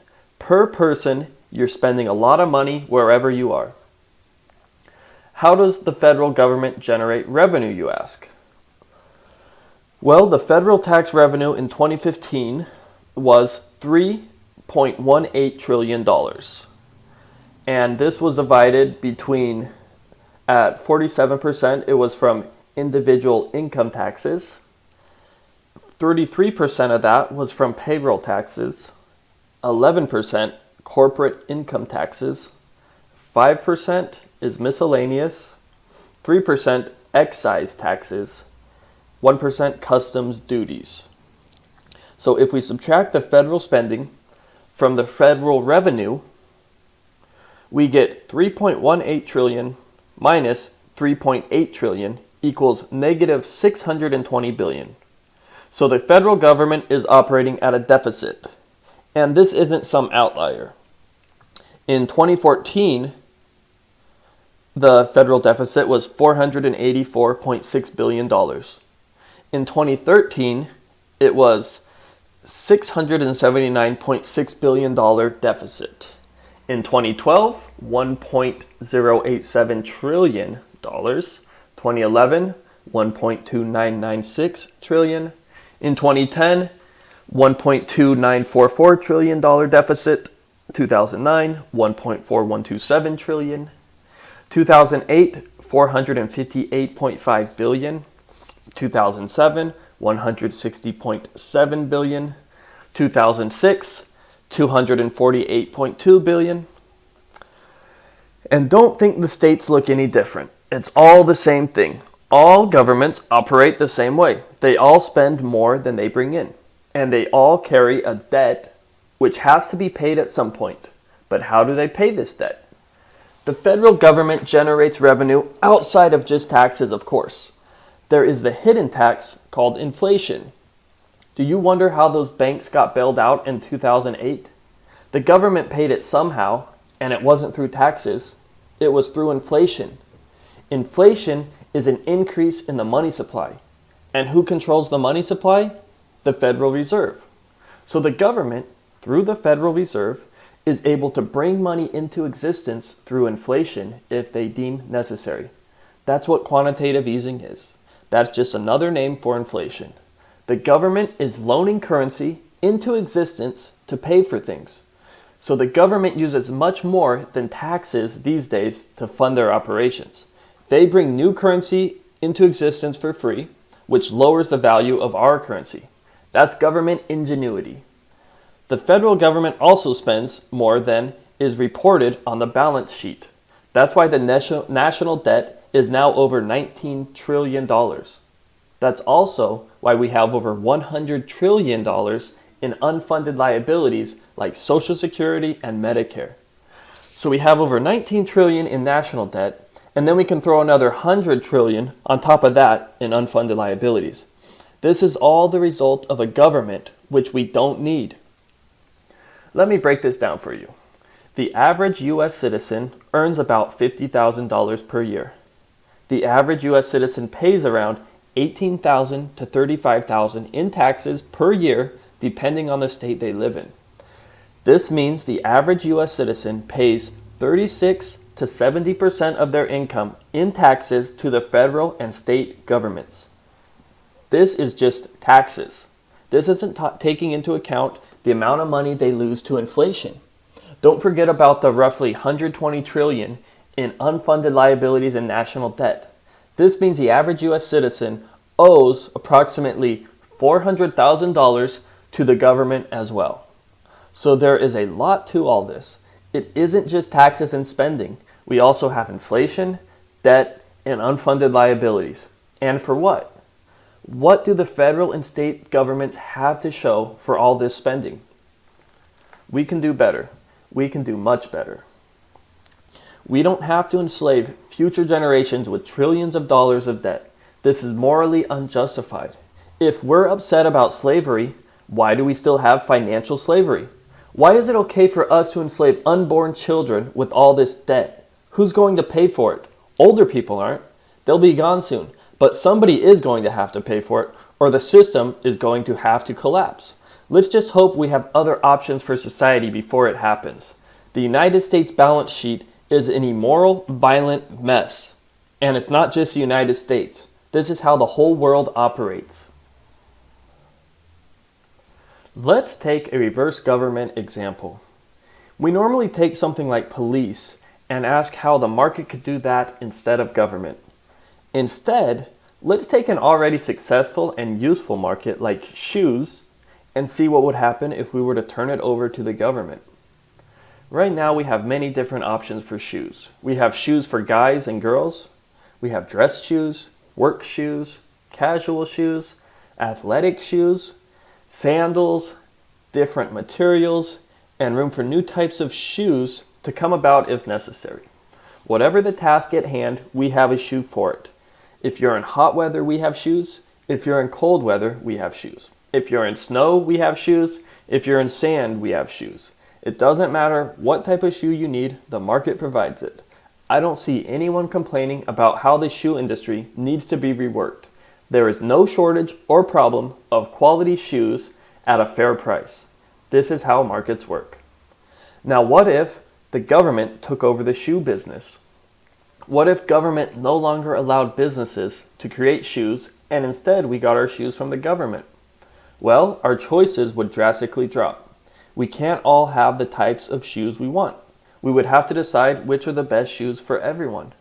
Rather than letting people choose different types of shoes depending on their preferences, we would instead have much less shoe options. Government takes away choice. Just as we have one type of police through government, we would only have one shoe manufacturer. We wouldn't have different shoe companies competing and creating shoes. If you didn't like the shoe company, it wouldn't matter. If you wanted to get sandals and this shoe company didn't make sandals, you would be out of luck. If you wanted to create your own sandals and sell them to people who wanted sandals, it would be illegal. You would not be allowed to compete against the government shoe monopoly. The shoe industry would now start to be problematic because we would have government controlling that industry through a monopoly, and we would pour more and more money into government in the hopes of fixing this industry. There would be legislation and laws passed on what types of shoes should be legal and which ones should be illegal. There would be black markets where people would try to create shoes outside of government in order to simply provide a product that people wanted for less money than the government. People would quickly see just how bad and unnecessary the government is at providing products and services. But within a generation or two, that would fade. If people never knew what the shoe industry was before the government took it over, they wouldn't know how good it used to be before government replaced it. People would forget about the days when they could just walk into a store and grab a pair of shoes without a headache. People would think to themselves, well, if government has always provided shoes, then that's the way it is. People would get upset when you told them that it's possible to have shoes provided outside of the government. People would call you a bad person or a utopian when you proposed letting the market provide the shoes. People wouldn't understand how it was possible to have the market provide shoes instead of government. People would be so used to government providing shoes that they wouldn't see any possible other way. You might see a better way, but that wouldn't matter to most people. You would have to convince them that shoes could be provided without government, and you would face an uphill challenge. This is how it currently is with every government service. Yes, every government service, even military, even police, even courts. We will explore this more in depth in later chapters. It's obvious. The government is by far worse than the free market. It's like comparing rape to sex, but it's actually worse than rape. With government, everyone is raped the same way by the same person over and over again. You're not just raped once, you're raped over and over again for the rest of your life, and you have no hope of ever finding true love. The rape will only get worse and worse. Government is morally wrong because it uses force. Markets do not use force. Again, remember, we established these core principles as basic foundational systems to build upon, and that is exactly what we are doing. Government can't be built upon universal foundational principles because government is not universal. Rape is not universal. Government is for less civilized beings. Markets are for the rational, moral, and civilized. Government doesn't allow for freedom by acting as a referee. The government isn't some referee operating outside of the system. The government is an active team player with a team uniform on. The government is involved in choosing winners and losers in almost every industry. The government forces you to use their money, forces you to use certain industries like wind and solar, forces you from using certain drugs, and so on. The government keeps you from having choice from the services you want to use, and it financially incentivizes services that it chooses will get the funds. This is not the behavior of a referee. So here is a quick recap. 1. Government initiates violence. 2. Government takes away choice and freedom. 3. Government is more expensive and lower quality than markets. This is why there is no reason for government in a civilized society. I'm not saying we shouldn't have government. I'm saying the people who don't want government because they understand it as being outdated technology should work on creating a society without it. A lot of people like government and are happy with their governments, and that's fine, let them be. Some women are happy being beaten by their husbands. Some people learn the hard way. But some people get it and understand that markets are more civilized than government. A free society. We have to be somewhat intelligent and responsible for a free society to work. We don't have to be perfect, but we can't be stupid either. Monkeys in a free society wouldn't work as well as humans in a free society. A free society requires that people are individuals who are responsible for their actions. If people would rather not be responsible for their actions and would rather act as a group as opposed to an individual, then we will continue to have governments which use force. Honest, intelligent people are going to form a better society than dishonest, stupid people. But the good news is that it's usually honest, intelligent people who want a free society. If you look at the various civilizations throughout the world, you will immediately notice certain patterns relating to IQ. The people in places we generally call more civilized, like the first world, have higher IQs than places we call less civilized, like the third world. America and European countries have higher IQs than South American countries and Africa. Yes, of course, IQ isn't the only measure of what makes a society civilized, and of course there is much more to it. But this is still hinting at a foundational realization. People that are smarter create better societies. People that are smarter are less violent. We know this factually. The violent sweet spot in IQ is 85. People with an IQ of 85 are the most likely to be violent. The average IQ is 100. So 85 is a below average IQ, and it is the IQ of people who are more likely to be violent. If you were to set up the framework for a free society and populate it with people of lower IQ, it would not work. A free society requires certain levels of responsibility and understanding which less intelligent people are likely to possess. I'm by no means saying that intelligent people are better than less intelligent people. I'm saying that they have different preferences. Most people who are interested in a free society are generally people with higher IQs than the average IQ. This makes perfect sense. Smart people want more freedom. Freedom is what allows smart people to grow and express themselves. So we have to at least acknowledge this to be able to somewhat wrap our head around what it takes for a free society. Even within a democracy, intelligent people will create a better democracy than less intelligent people. So obviously the people in a society are important, but the system is also important. Certain systems allow people to either grow or not grow. It's like a family. Some children can survive under extreme family circumstances with violence and fear, but most will struggle. We are better off in a family with a more conducive framework for children to grow. The same can be said about society.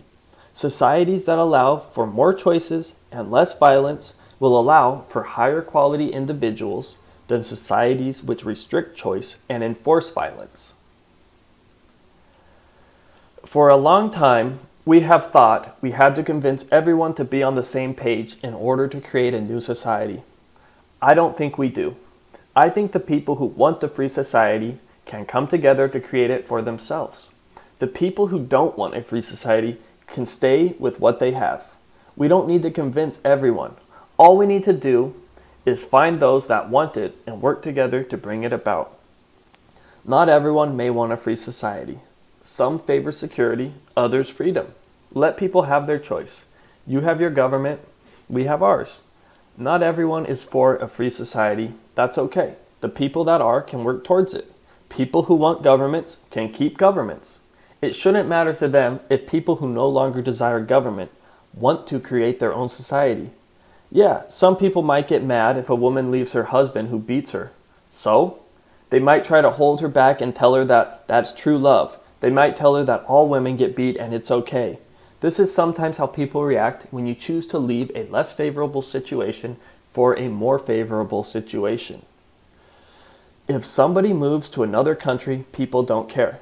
So they also shouldn't care if they move to start their own society. The fact that some people will care if you want to move and live somewhere else should show just how controlling the system already is. Why should you care where I nonviolently want to live? Why should you want to control how I live? Why should you want to violently keep me from living nonviolently? Most people think government is a necessary evil. But if we learn that government isn't necessary, then all we're left with is evil. People don't think there is a better way, the same way anybody who is less wise in any category doesn't have the same vision as someone who is more wise. This is all my suggestion. I can't possibly have it all right, but we should at least be thinking in this direction. Now that we know the reasoning behind a free society, let's look at a plan of action. Quote, "Government is the great fiction through which everybody endeavors to live at the expense of everybody else." End quote. Frederick Bastiat. Chapter 4. Challenges. Now that we have discussed the important foundational parts of a free society, we can now get into the more technical how-to aspect. There are obvious challenges towards creating a free society. Here are the three big ones. 1. Location. Where do we do it? 2. Financing. How do we pay for it? 3. Defense. How do we keep somebody from taking it over, destroying it, or preventing it? Location. There are a few different options for location. 1. We can change existing governments. 2. We can get land somehow. 3. We can seastead. 4.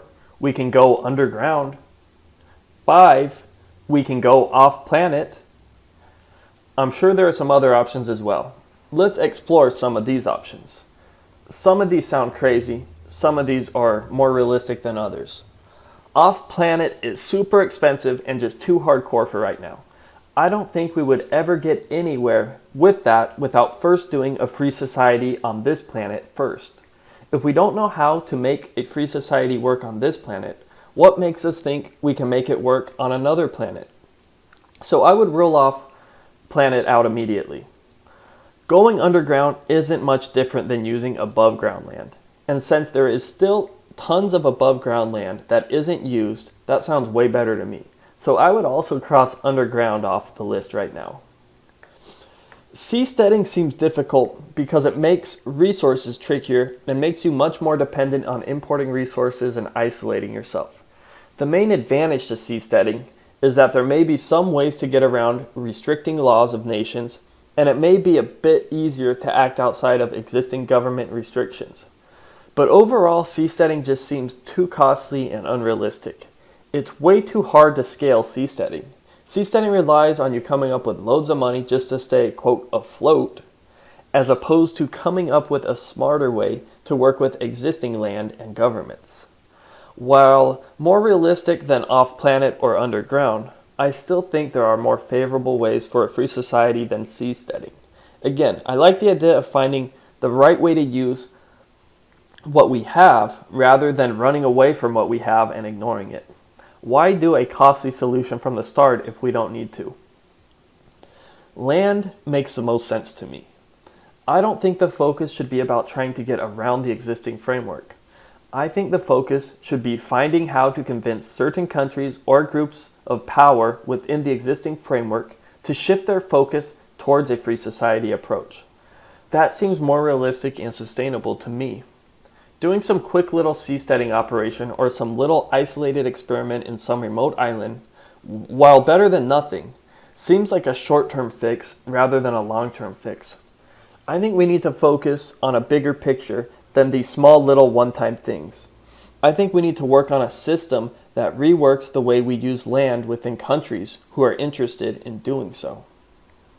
The thing about this concept is all options are open, and if people want to try them, they should. It's hard to know with complete accuracy the right way to do any business ahead of time. But my take is the land approach, so my energy will be spent exploring that. All land is pretty much owned by a government right now. So here we reach the first big problem. We want to be completely free and independent. The legal term for what we want is allodial title. According to Wiki, quote, in the modern developed world, true allodial title is only possible for nation-state governments, end quote. We want to change this. We want to own land and operate outside of government control. We want the ability to create multiple cities which are outside of government control and own the land completely ourselves. We don't want government ownership. We want private ownership, whether that be one private owner or thousands of private owners. We don't want to be like Hong Kong, Macau, or any other charter city that is still under control of another nation. We want to be 100% free and sovereign. We want to have full ownership of land and have no taxes to pay or allegiances to follow. Each land area or city will most likely be a business. Each business will own the land completely.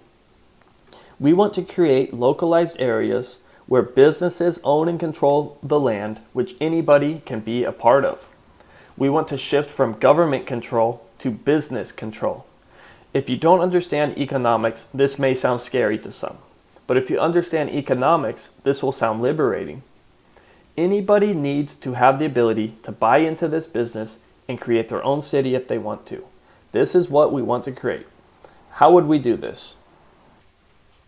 Well, fortunately, not all nations see the world the exact same. There are some nations that are struggling more than others and some that are thriving more than others. Just as businesses come and go, nations come and go. Pretty much every nation in Europe was once the wealthiest and most desired nation of the world. Many have risen and fallen over the last 500 years. There are nations right now that may rise to overtake many of the nations that we currently view as at the top. So with that said, I think the focus is much more appropriate to move our interest towards less wealthy nations who have something to gain and an incentive to innovate and progress. It is much more profitable to invest in a smaller, less-known company and make it successful than it is to find an already large company and try to steer that. So it would make sense to me to find a smaller, less-known country and work towards making that successful. Changing existing first world governments seems like a pretty bad idea and a waste of time to me. We need complete control, and these governments will never allow for that. We can't rework these governments because these all operate on democracy. And since all democratic governments are growing in power, this shows that the democratic system is in favor of big government. We would need government to go the other way, and this really isn't possible in a democracy. Democratic governments grow because as people become poorer and poorer, they vote for larger and larger government to make up for their poverty. These governments never get reworked. They grow until they collapse. Look at history. So that's a no. Now, third world governments, maybe. So with this in mind, I think anywhere outside of North America and Europe would make the most sense. Less developed areas like South America, Asia, or even Africa makes the most sense to me. We want to focus on an area that could be improved on a lot. These areas also have good climate for resources and agriculture. I think North America and Europe are the worst choices and the most difficult to rework. A lot of people in these countries are happy with what they have, so let them be. I'd love to take a shot at this in America or Europe, but I just think there's going to be way too much pressure to try to convince governments at the state and especially federal level to go along with this. If we can pull it off, by all means, let's do it, but I don't see it happening anytime soon. The ultimate goal would be to shift from governments built on force controlling land to private entities or individuals built on economics controlling land. We need to turn land over from being controlled by force to land being controlled by market. This fundamental shift in ownership would transform the world. Okay, but how do we deal with already existing governments in these areas?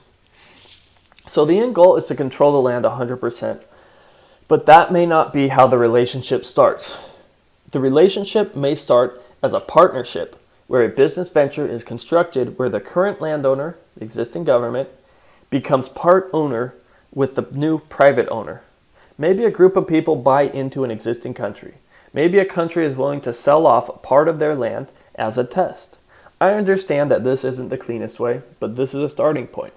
If we were to do this in multiple different places, then perhaps eventually more and more people would start to understand the core values of free societies and more open to removing governments in localized areas. This would be a nonviolent operation, so all agreements would be done contractually, legally. There would be no force or war used. This has to be done as a business, contractually and mutually beneficial. Why would a country want to do this? The same reason anybody does anything, self-interest. Many third world countries would like to outdo first world countries when it comes to standard of living, and there could be great financial and economic gain by doing so. When you do a better job than another business, you usually make a lot of money. When you do a better job than another country, you will also make a lot of money. Resources will be shifted towards you. Your model will get the financial backing and economic encouragement to move forward. Entrepreneurs will come to build infrastructure in your area because they can thrive the best in your environment. We already see this to a large degree with Singapore and many Asian cities where a lot of American companies have shifted towards over the past 30 years. They shifted there because these places have less restrictions than America. These places are more free economically than America. Like I said earlier, not all countries and people view the world the same way. Some people view Western civilization as imploding in on itself. Some countries are under the control of other countries. Some countries have their hands tied and would like to get out of bad economic deals with other countries if they could. This could be their way out. But we don't fully know exactly what a country would want. I haven't talked to them. This is why we need to work together to find out exactly what would be necessary for this to happen and then do it. It's possible, it's just not attempted right now. That's the main thing. We just don't even try right now. We have all the time in the world to work towards discovering how to contractually become partners or complete land owners. So let's do it. I understand that the hardest part is that transition to starting the first free society with full ownership of land. That's why I have this as one of the main challenges. That's why the website crowdfreedom.com is created to help answer this question of how to get the land to do so. We currently have no free society. Creating the first free society will be a challenge. Once the first one is created, the second will be easier, and so on. I know it's possible. Anything is possible. It's just a matter of finding a way, or multiple ways, to do it within our current government paradigm. Financing. Starting a new society isn't cheap, obviously. We are talking in the millions and probably billions of dollars. I really don't fully know because it's not every day a new society is born, especially without violently stealing it from somebody else or stealing the money to do it from people through taxation. But here's the thing, I'm a businessman and at least know a few things about starting a business, especially in uncharted waters where nobody has ever ventured before. When I start a business, I bootstrap it for as cheap as possible. When you start a business, you find ways to do things cheaply. You do small tests and add capital as things prove themselves. You replace costs with creativity. This is the core of real business. You don't do the state thing and just start spending other people's money on fancy offices and nice things. No way. You work your ass off, brainstorm, create, and keep pushing even when it's hard. You let your internal desire to create what you know is possible drive you through to completion. You try again and again, failure after failure, until you finally make some headway. Real business is usually a struggle because you're bringing something into the world that the world has never seen before. This would be no different. Being in a difficult situation makes you become more creative. It makes you innovate in ways you never would if it was easy.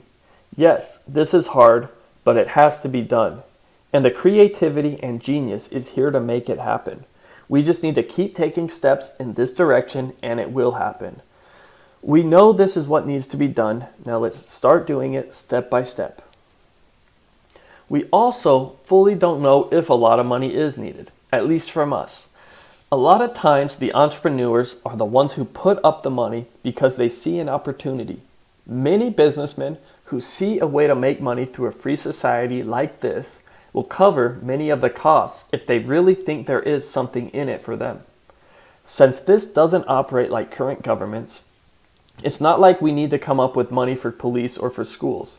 Entrepreneurs will build these things with their own money since they will make even more money by providing these services. We don't pay these costs. We set up a free society framework and allow people to invest their own money in their own businesses in whatever creative and beneficial ways they can come up with. I see this similar to Linux in this way. We create Linux and we let other people build on top of Linux. We continue to refine and recreate the framework for society, and entrepreneurs run with our framework and tools to start reshaping the way cities are built. We really only need money for the land, whatever or however much that would be. That part I couldn't really tell you at this point, but I am pretty sure this is the main part where the funds would be going. Most money would probably go to another government or landowner to purchase full allodial title of a set amount of land in order to create a free, nonviolent society within it.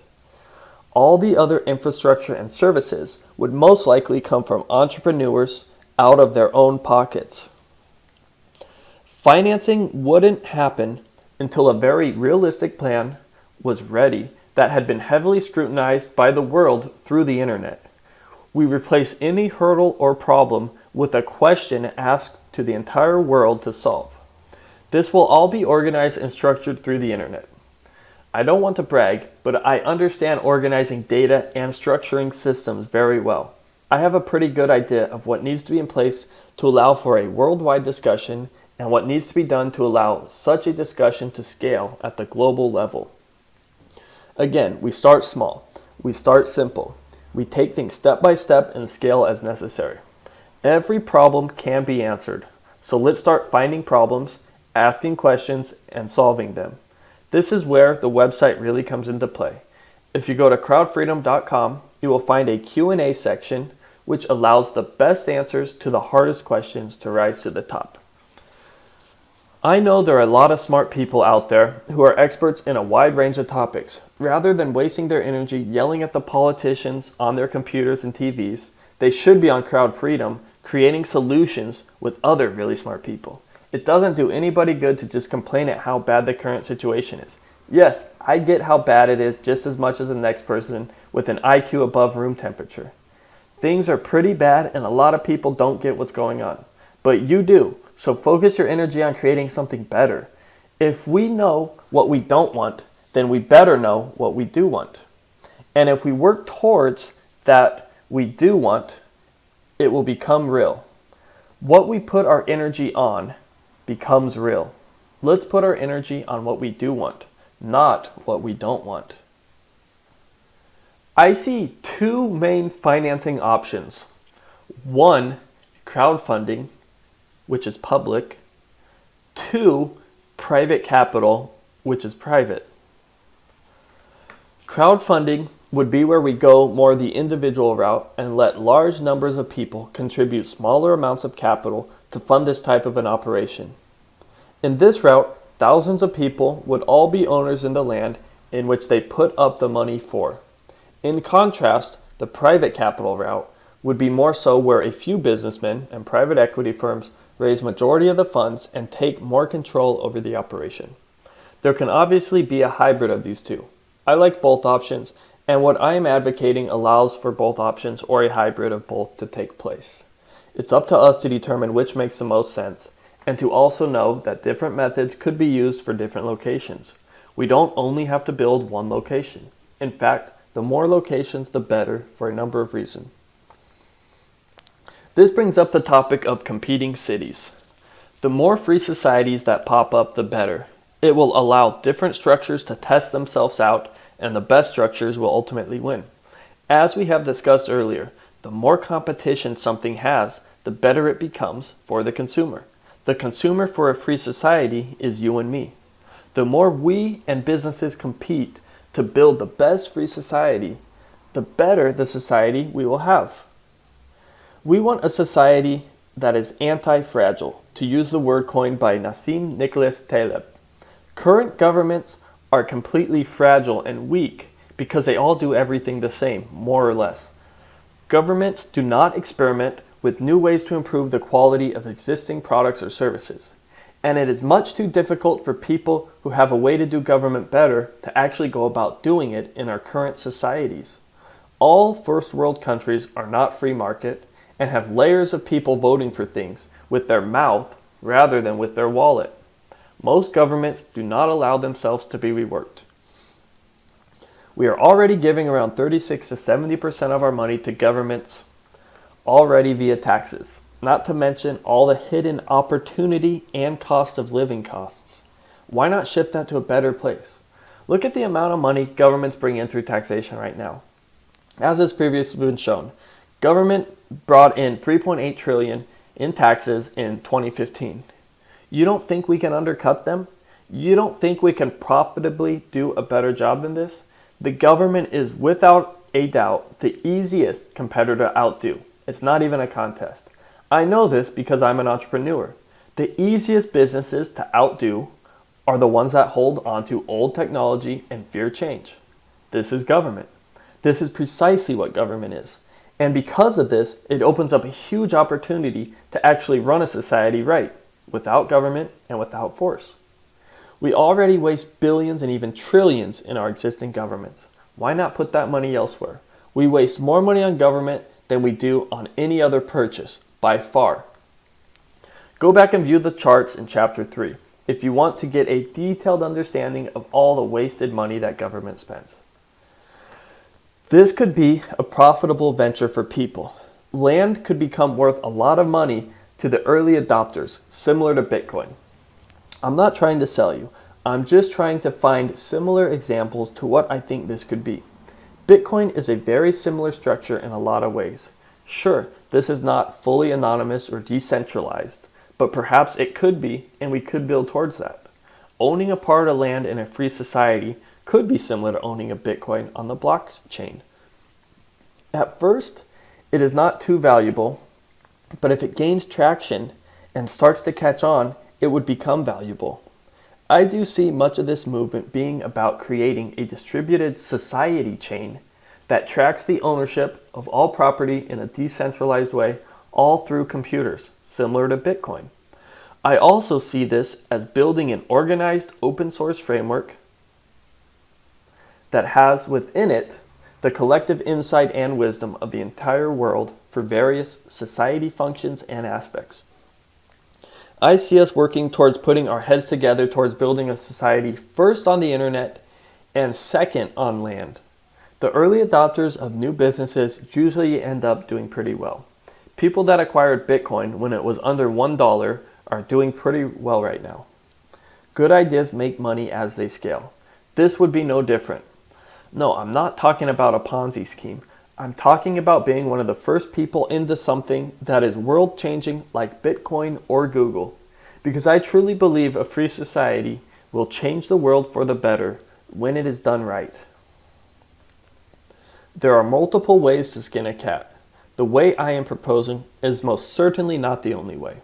We should encourage all possible ideas and plans. With time, the more realistic plans for our current paradigm will prevail. What is right for our time to get us out of where society currently is will arise. It already has to a large degree.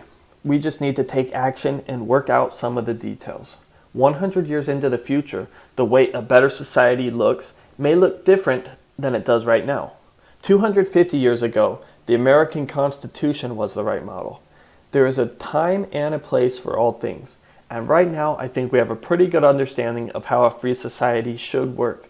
We just need to work through some of the main challenges like the ones presented in this book. Defense. I know history.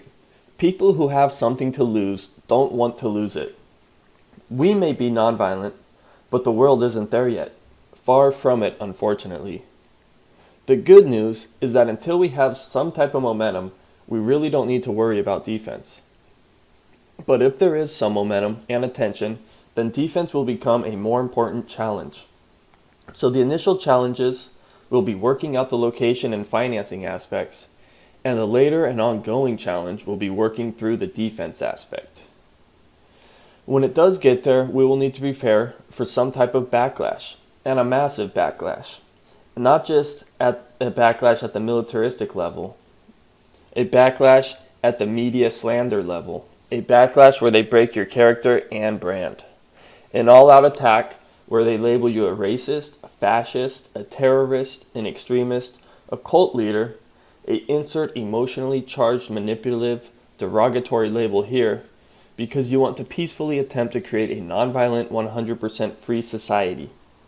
It's sad I even have to say this, but this is the world we live in, or at least the world our masters pretend we live in. I'm sure the founding fathers of America were portrayed in similar light back then. And if you read a few modern history books, they most certainly are today as well. The level of the insanity of the world should be clear when you see the level of ridicule you will get for trying to create a free society.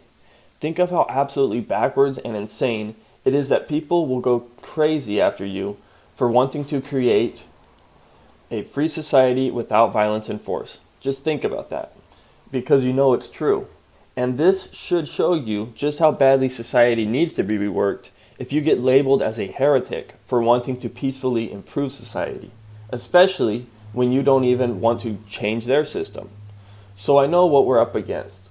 That is why the way we approach this is very important. One of the greatest things we have going is that the government structure throughout the entire world is so bad at this point that it becomes more and more painstakingly obvious to many people that what we are proposing is reasonable, useful, and worth exploring. When you know what you don't want, you can more clearly see what you do want. And many people are not happy with government, not happy at all. A problem is they still think it is a necessary evil. This movement needs to get to a point where it is so useful, tangible, valuable, and real that people don't want it to stop. People wouldn't let government stop Google because it is too useful. It's not going to happen. People won't let the government stop Apple because it is too valuable to them. The government would have to brand Google and Apple as bad, and they're just not going to be able to do that to people. The people know that Google and Apple make their lives better. We need to become like these brands. We need to get to the point where the government can say what they want, but having a free society is better than a government, so it doesn't matter what they say. We know it, and the people living throughout the world know it as well. So the branding is important. But most importantly, the value of a free society is most important. If we can have small successful tests and actual real-life data that people can see firsthand, then it becomes harder and harder to put a stop to something like this.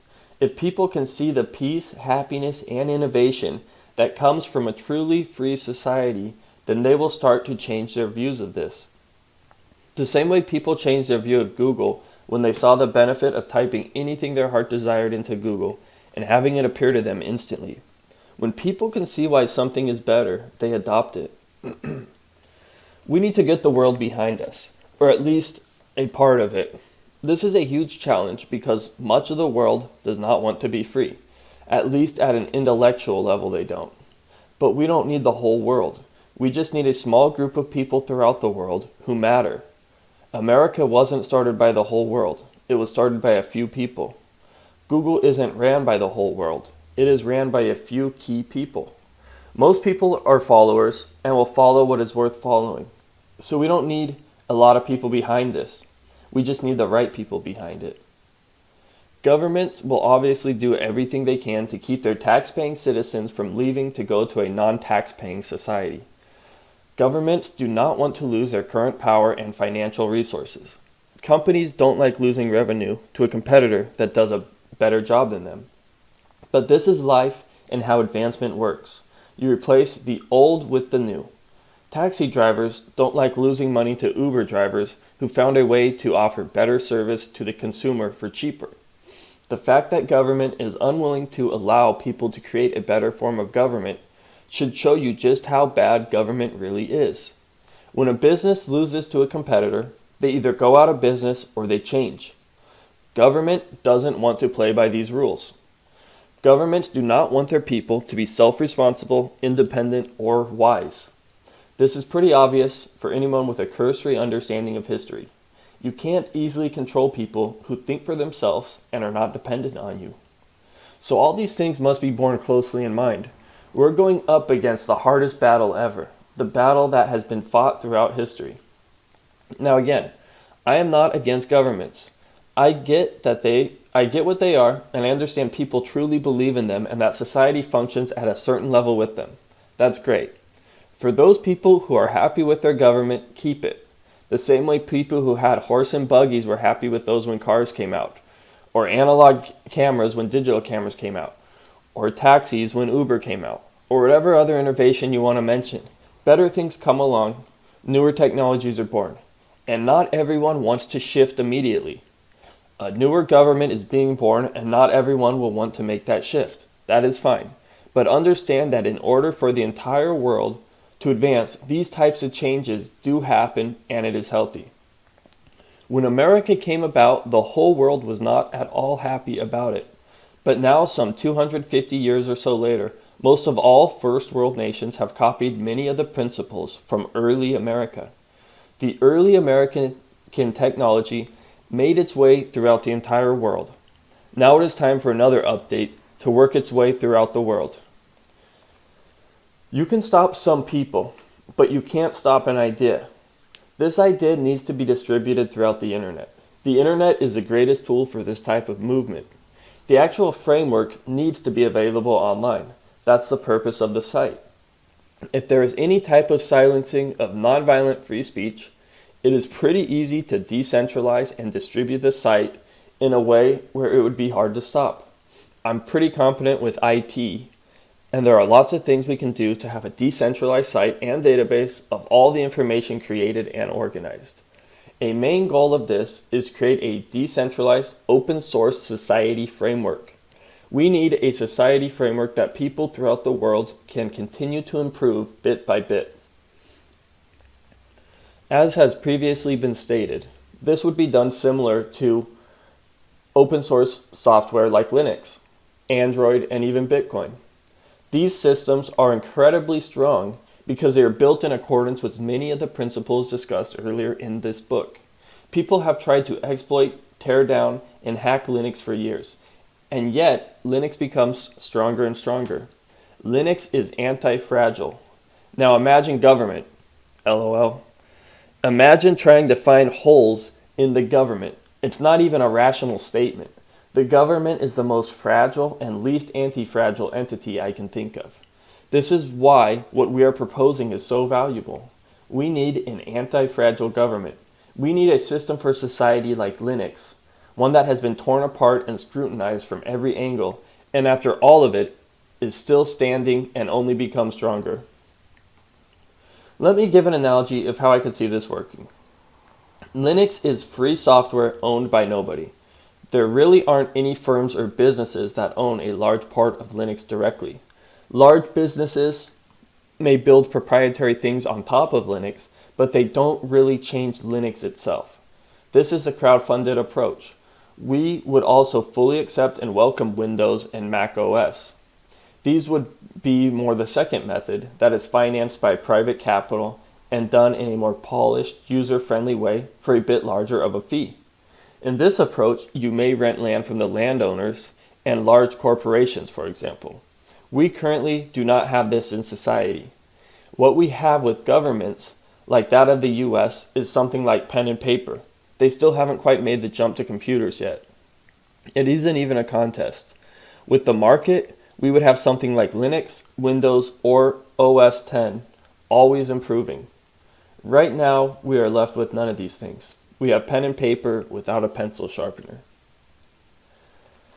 Having multiple free societies is harder to stop. You may be able to stop one, but what about 5 in different locations throughout the world? Are you going to invade each one? Are you going to come up with a cover story for each one? especially when free societies are peaceful and have the whole internet and world behind their mission. So we need to keep the focus on the core understanding of the free society and the planning of creating free societies any possible place.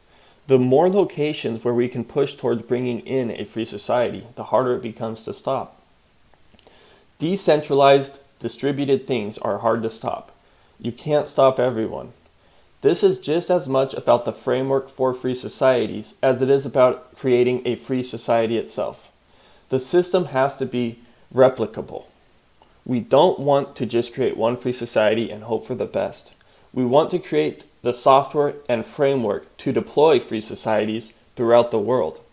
The same way we can install Linux on any hardware, we need a way to install a free society on any location. This is the real value that can't be stopped. This is obviously a peaceful operation, and we would strive to be the most peaceful place on earth. There would be no initiation of force on other countries and only defense if necessary. Commerce with other nations or cities or individuals would be encouraged and happen as markets deemed necessary. We would not have a huge military bill like many countries currently have. In 2015, the United States spent $624 billion on military spending. If you divide that by 300 million, then that is $2,080 per person each year. There wouldn't be such a thing as a central military. There would be private defense agencies. To what extent they protect you from foreign affairs would be up to them and their customers and will be discussed later. There are also currently many countries which do not have militaries. One of those countries is Costa Rica. Costa Rica has not had a military since 1949. Sure, they may have police operating inside the country, as would a free society, but they don't have a military like most countries. You would imagine if Costa Rican can go over 65 years without needing a military, then perhaps a free society could too. But what if we get attacked? Then we rely on the idea itself, because that can't be destroyed. We continue to grow the idea, and we continue to create new societies. You can't stop all of them. Look what happens when the government tries to take down a website. Another one doing the exact same thing pops up. This is how this would work. When the framework and system behind the society is in place, you can't stop it. If you do, another one will pop right up. So these are the three most challenging pieces in my view. I think we would face these challenges sequentially in this order. I think the first challenge would be the location piece. As this starts to become more clear, the financing piece would become the main challenge. And once these first two challenges start to solidify themselves, the defense challenge would become the primary and ongoing challenge. There may be other things that are more important than these, and if there are, we will figure them out. Every problem has a solution, and we can have the collective world help solve it. Chapter 5. A Free Society Example. Now I think it will be useful to give a bit of a rundown of how I could see this playing out at a very broad general level. We spend a few years gaining momentum to the main website and discussing ideas. We get a pretty good understanding of where we want to go with this, and we have, say, $1 million raised by 3,000 people and a few investment firms. We may even have two separate funds, one for ownership of land and another for operations. This is all logged transparently through the website, which is served from multiple international locations and stored in a decentralized repository. The money is stored in Bitcoin, so it can't be confiscated, and it can also clearly be seen how much there is and who donated what. Keep in mind that the money raised will go towards equal distribution of ownership of the land. So if you contribute 1/100th of the total funds to purchase the land, you will own 1% of it. Which part of the land you own and how it's tracked and managed will be discussed and detailed out with time. By this time, the movement begins to pick up momentum, and there is some media attention as to what this is about. We do the best we can to brand this for what it truly is, a nonviolent framework for people who think they can make life better for the world.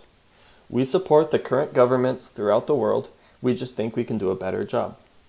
The way we are branded is everything. So we have to have the right branding for what we are doing, and we have to market ourselves correctly. We use the media and funds to speak to countries. We ultimately structure a deal with a country in South America whereby we can buy into a small area of the land, like 100 square miles, and have complete allodial title. They name their price, and we now know how much we really need to raise to make this a reality. If a country wants more than just money, we will have to negotiate and figure out how to structure a deal where both parties are happy. But it's possible. Some type of deal is possible. We just have to negotiate, listen, and find ways to provide what both parties want. If we need to raise millions of dollars, then we write up the contract, we raise the money, and we move forward. If we really had a deal in place where all we needed was money, then we would probably raise the money pretty quickly.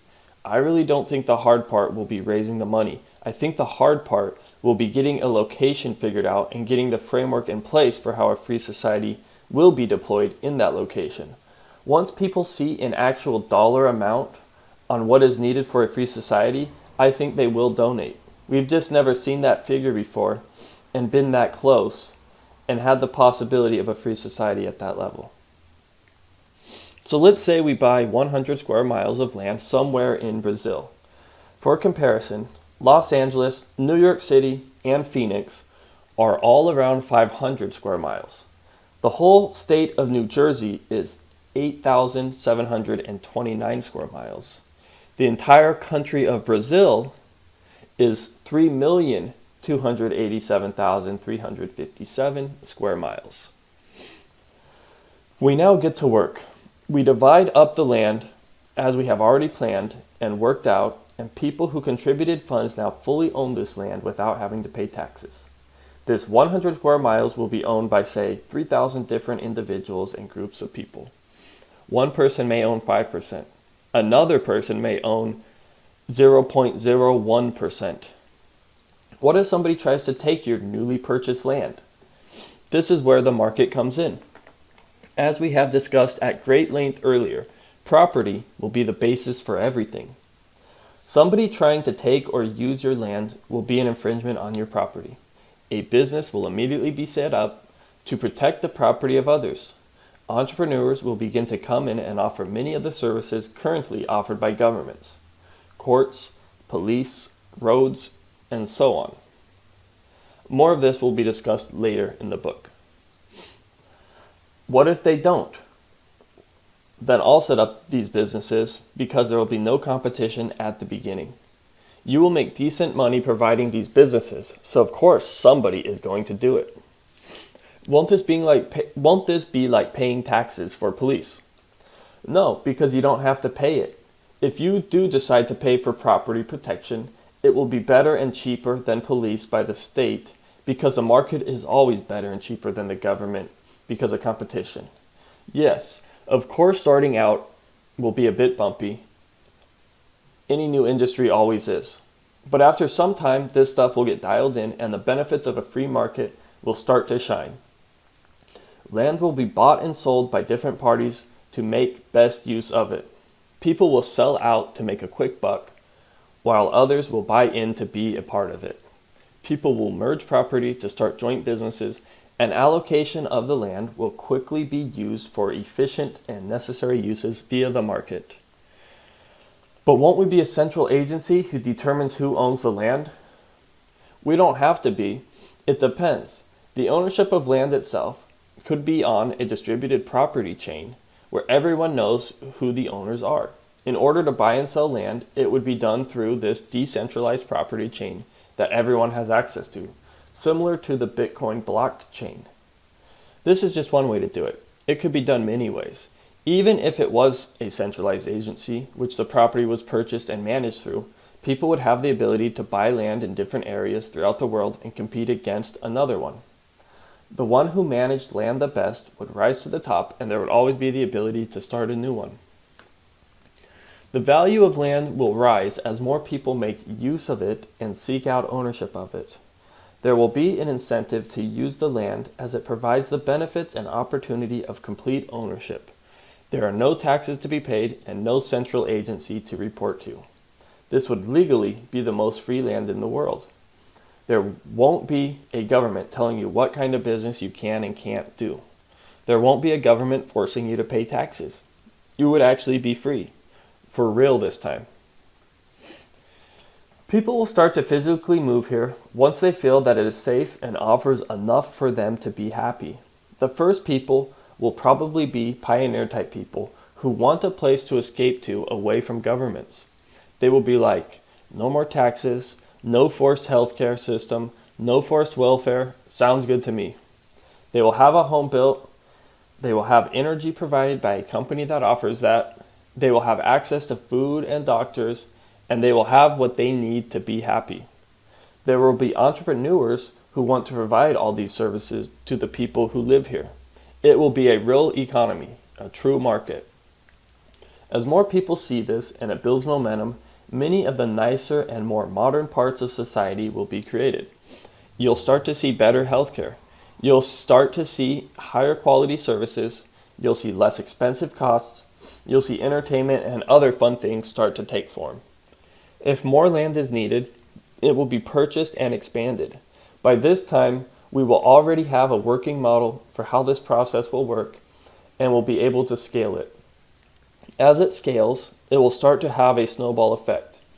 At this time, it is possible a few other free societies could start to be forming in other parts of the world using a similar structure. Entrepreneurs will see that they can make lots of money in a society without citizens paying the high overhead for a government, and everyday people will see that things are starting to become cheaper here. More and more people will become attracted to this movement, the same way people were attracted to cars from the horse and buggy or to the internet from newspapers and TV. It's just a better system. Better systems become adopted. Tech entrepreneurs will flock to these places because it will allow them the most freedom to create anything they want. These will become tech hubs throughout the world because they will allow anything to take place. But when I say tech, I'm not just talking about computers. I'm talking about the kind of tech we aren't allowed to fully do in government societies. Driverless cars, you ask? Sure, have them here since you don't need to go through a bureaucracy to get them approved. The individual people will decide if they want driverless cars or not the government. New drugs and cheap forms of medicine? Sure, go for it. Cheap and safe methods for medical care without insurance? Count me in too. People will have the ability to do and create anything they want without many of the current limitations they face from government. It will be like another industrial revolution through the world, but a society revolution. This is just a small overview of how it could work out and how I see it shaping itself with time. If we were to get people throughout the world to contribute their ideas and participate, then the result would be much better. I'm just one person giving you my vision. Of course there will be challenges. Of course not everything will go as planned. Of course it will be like starting any other business. It will be a lot of work and it will evolve as time goes on.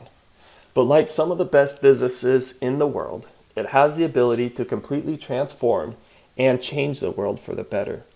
I've said it before, and I truly believe that when we figure out how to create free societies, we will create a revolution in the world greater than the internet. The biggest bottleneck in the world is government. When we remove the bottleneck, we unleash the world we've always dreamed of. Chapter 6. The Legal System. Okay, I know you've been asking yourself this for a while. What do we do about bad guys? What do we do with people who break the law? Is there even a law? These are important questions, and I'm glad you asked. The legal system is the main part of a free society that people struggle with. Most people can see how we can get rid of government in business, education, social organizations, or even things like transportation. But when it comes to removing government from law, courts, or police, the mind gives a great big does not compute. I will admit that I struggled myself with this for a while. But as I researched more and thought about it more, it started to come together. Most of us have just never even considered a legal system outside of the government. That even thinking about it seems completely foreign and impossible to us. But the first time you try anything new, it can be a bit weird at first. So let's talk it through. Law and the corresponding pieces are the core part of a free society. Many people talk about roads or money or education, and while all these things are important, they all come back to an even more fundamental core, which is that of law. There are going to be disputes and gray areas in society that need a way to be handled appropriately. We can theorize about how things will work, but there are always exceptions and disagreements where details need to be worked through, and this is where law and courts come in. Right now, government basically controls all these things. We assume that because government currently does these things, that they are doing a good job. But what does government actually do better than the market? If government always controlled electronics production, we might think that the government is doing a good job by allowing people to communicate with walkie-talkies. A free society doesn't have to replicate what the state has done. The legal system has not evolved for hundreds of years. Other industries evolve, but not the legal industry, because the government has a monopoly on it and competition isn't allowed. Better ideas are not allowed. It is interesting how one of the most messed up parts of society is the whole legal system, and this is one of the main parts of society that has a monopoly that the market cannot currently operate in. So government is 100% in the legal system, and it is absolutely terrible. What does this tell you? This is one of the greatest parts of society that would benefit the most through a market with competition. Letting individuals and businesses actually compete and revamp the entire legal system would clean it up in ways we could never imagine. Having a set plan that completely covers how this works is an argument against free markets. Part of free markets is allowing the market to solve the problems, and this cannot be known until all the market forces play themselves out. If we already had a full solution, that would be an argument for central planning. But it's not possible for a person or a group of people to be smarter than the market. The market is the sum of all people throughout the world. So this description of how a legal system could work is provided as a way to give insight and answer some common questions. How it would really play out would ultimately be more efficient than what I propose. I'm just one person giving my take on the best way to do something. When we have the full output of everyone in the market working together, the outcome will be much better. I do know the obvious. The market makes things cheaper and better. And the market doesn't initiate force like government. Right now, the legal system is a complete mess. Let's allow businesses to compete to improve it. The legal system can be broken down into a few main pieces. 1. Laws. 2. Crime. 3. Police and defense agencies. 4. Courts and arbitration. 5. Reputation. 6. Prison and ostracization. Let's explore all of these in greater detail. Law. Keep in mind that we spent a full chapter on property earlier, so that this part could build itself on top of that fundamental core. There is so much packed into property and NAP, the non-aggression principle, which is why we spent so much time on it earlier. It's a magical and accurate formula that does wonders because it is just about as foundational as you can get. Quote, life, liberty, and property do not exist because men have made laws. On the contrary, it was the fact that life, liberty, and property existed beforehand that caused men to make laws in the first place. End quote. Frederick Bastiat. This is a very powerful quote. Laws derive from property. Property does not derive from laws. If you own something, you decide how it works. These are the laws of property. Law is another word for rule. And people who own property make rules for their property. You have laws/rules on how you dress yourself, your property. You may dress completely different than everyone else, or you may dress similar to many people. You may wear jeans like many people, or you may wear lederhosen like few people. It's up to you on the laws for yourself, just as it is up to others on the laws for their property. Your personal laws don't have to be the same as the laws of everyone else. We currently have such a limited view on law that it is hard to see how we could remove law from a state or world level and bring it down to a property level. But it's like visiting somebody's house. Their house has different rules than your house. When you visit somebody in another culture, they have different things they do. This is basically law. Certain cultures may have things they all agree on. But if somebody within that culture doesn't, that can be their law. And you don't all have to agree on the same inconsequential things. Many people will say that we have to have one law or legal system that everyone agrees on, like a constitution. Not true. Right now, the world already operates with many legal systems between each country. Disputes between countries are already handled without one overseeing world legal system. So it is obviously possible to have multiple ways to handle things legally. But it goes much further than this. Nobody cares if you want to eat something different than them. Nobody cares if you want to dress different than them. Nobody cares if you want to do something different than them. Most things we do are things where a law doesn't matter. So people aren't bound by laws of society. People are bound by laws of property. This is the important distinction to be made on law. It has to do with property. If there was a constitution for a free society, it would be based on property. Property is the law. So when people talk about one law or legal system that people should all agree on, it is the topic that has been stressed throughout this entire book, property. In order to have property, that property cannot be aggressed against. If it can be aggressed against, then you do not own it. So if there is one global core law that everything else falls under, it is this. And this is the law because this allows everyone the most freedom and choice, as discussed earlier. Property is the law. If you find a better one that allows for more freedom for everyone as a whole, then it would be used. But so far, this is it. When it comes to most things, less is more. And law is no different. And we have one, ownership of property. And with ownership of property comes the NAP. Without non-aggression, you can't own anything.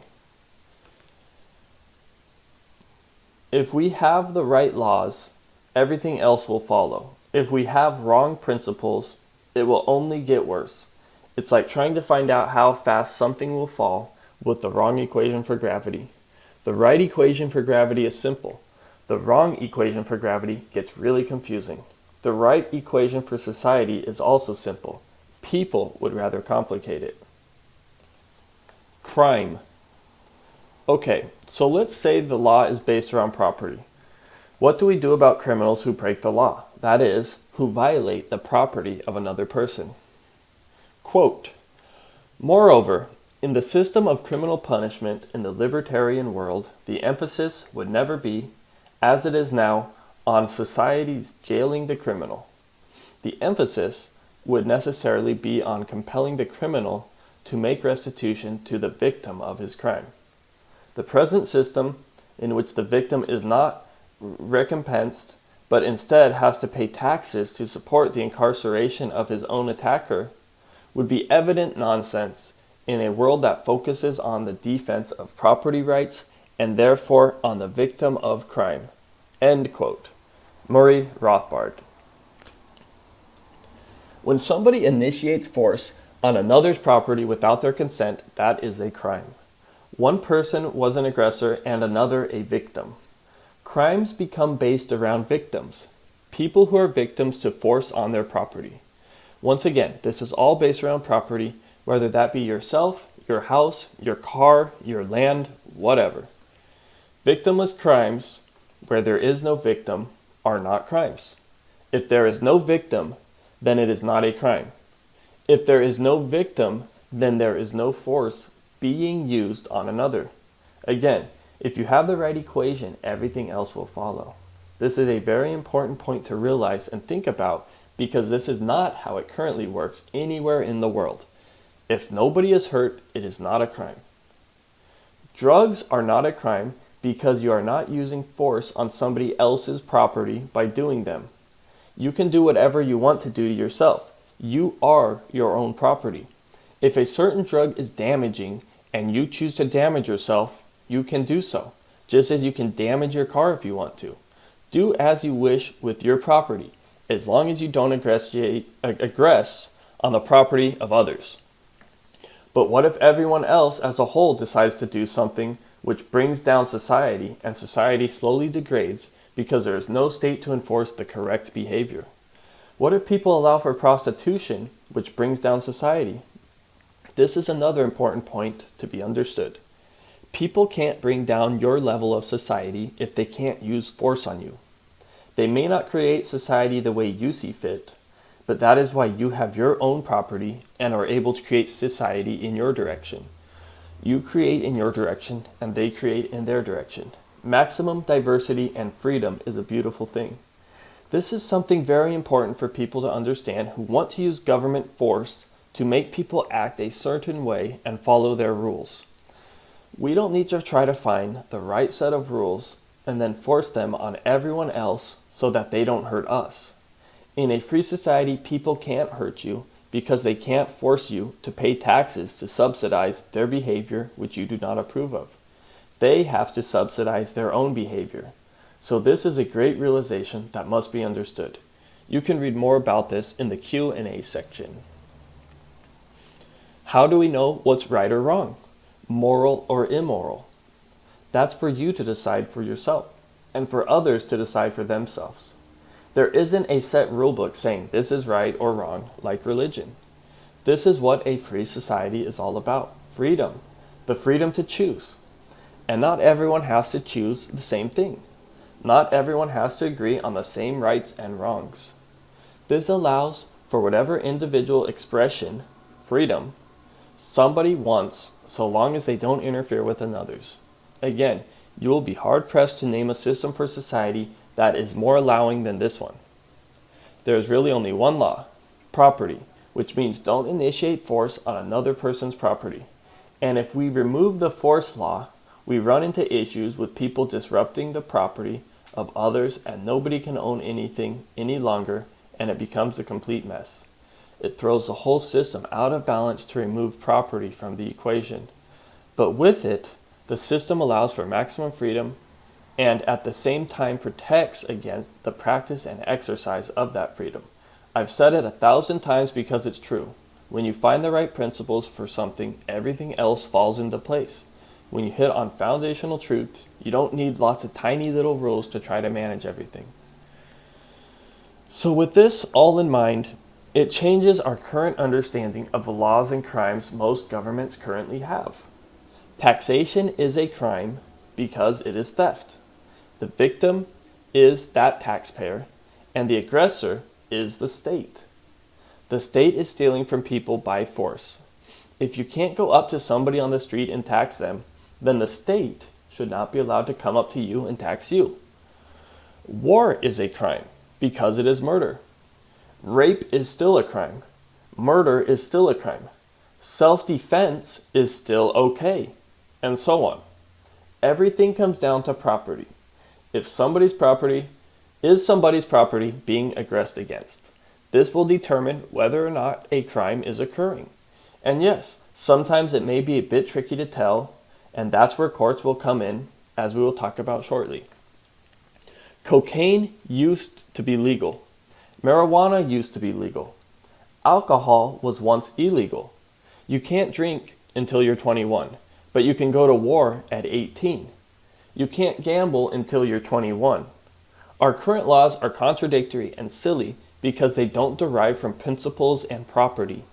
But even more fundamentally, they are silly because they accept the premise that somebody has a right way to live and can enforce that right way of living on other people. Our current laws derive from the opinions of the government and people, and those opinions change. If you have to keep rewriting and changing laws, then they're probably not very foundational. People don't have to keep rewriting how addition and subtraction work because it is foundational. With this understanding of crime, it should be obvious that many criminals are invented under the current state system. You become a criminal if you do drugs under the current system. In a free society, you're not a criminal for doing drugs. You're a person choosing what to put into your body. Prisons are filled with people who did drugs and harmed nobody. Doing drugs isn't a crime. And these people are not criminals. Criminals initiate force on property. Doing drugs does not do this. Many of the people in jail are not criminals. They are an invention of the government. The government turned an innocent person into a criminal. Police and defense agencies. In a free society, police are handled like any other service on the market. Police are just like any other person in society. They don't get special privileges. Police are people doing a job just like a teacher doing a job. So it follows that police are not allowed to initiate force. Well then, how do they do their job? They prevent crime, protect people, and use force in defense, not offense. Because police can't initiate force, society would be much safer. You wouldn't have to worry about a police being able to use physical force on you without any recourse on your part. Police would not be above the law like they currently are. If you truly care about safety and protection, then you should care about having a level playing field between all members of society. We shouldn't create a police class which can do things non-police can't. Police are just people too. Police would probably come in the form of insurance like other services. These have been called dispute resolution organizations, or DROs, by Stefan Molyneux. These would act similar to insurance agencies, only instead of insuring your car or your house, they insure your protection and security. And unlike the current state police we have throughout the world, these companies would actually be accountable towards doing a good job. Unlike police right now, if these companies didn't protect you and make you more secure, they would go out of business. To what extent they protect you and solve disputes between you and another party depends on the level of service you have and the price you pay. Oh, I can hear it already. But what if you can't afford protection? Well, what if you can't afford food? What if you can't afford clothing? As mentioned earlier, the purpose of a free society isn't to provide a long list of things for people for free. A society can't provide something for free without violating somebody else's property rights. The purpose of a free society is to allow the freedom for people to make their own choices. Keep in mind, we already pay a monthly premium to our current police force in the form of taxes. So our current police isn't free. It costs money too. And because this would be offered on the market with competition, it would be cheaper and more efficient than the current government monopoly police. Yeah, but what about poor people who are unable to live as free in a free society because they can't afford protection? Well, what about people who right now can afford to have private security? What about people who right now can afford to live safer than poor people? Rich people already do live much safer than many poor people. Not everyone lives the same.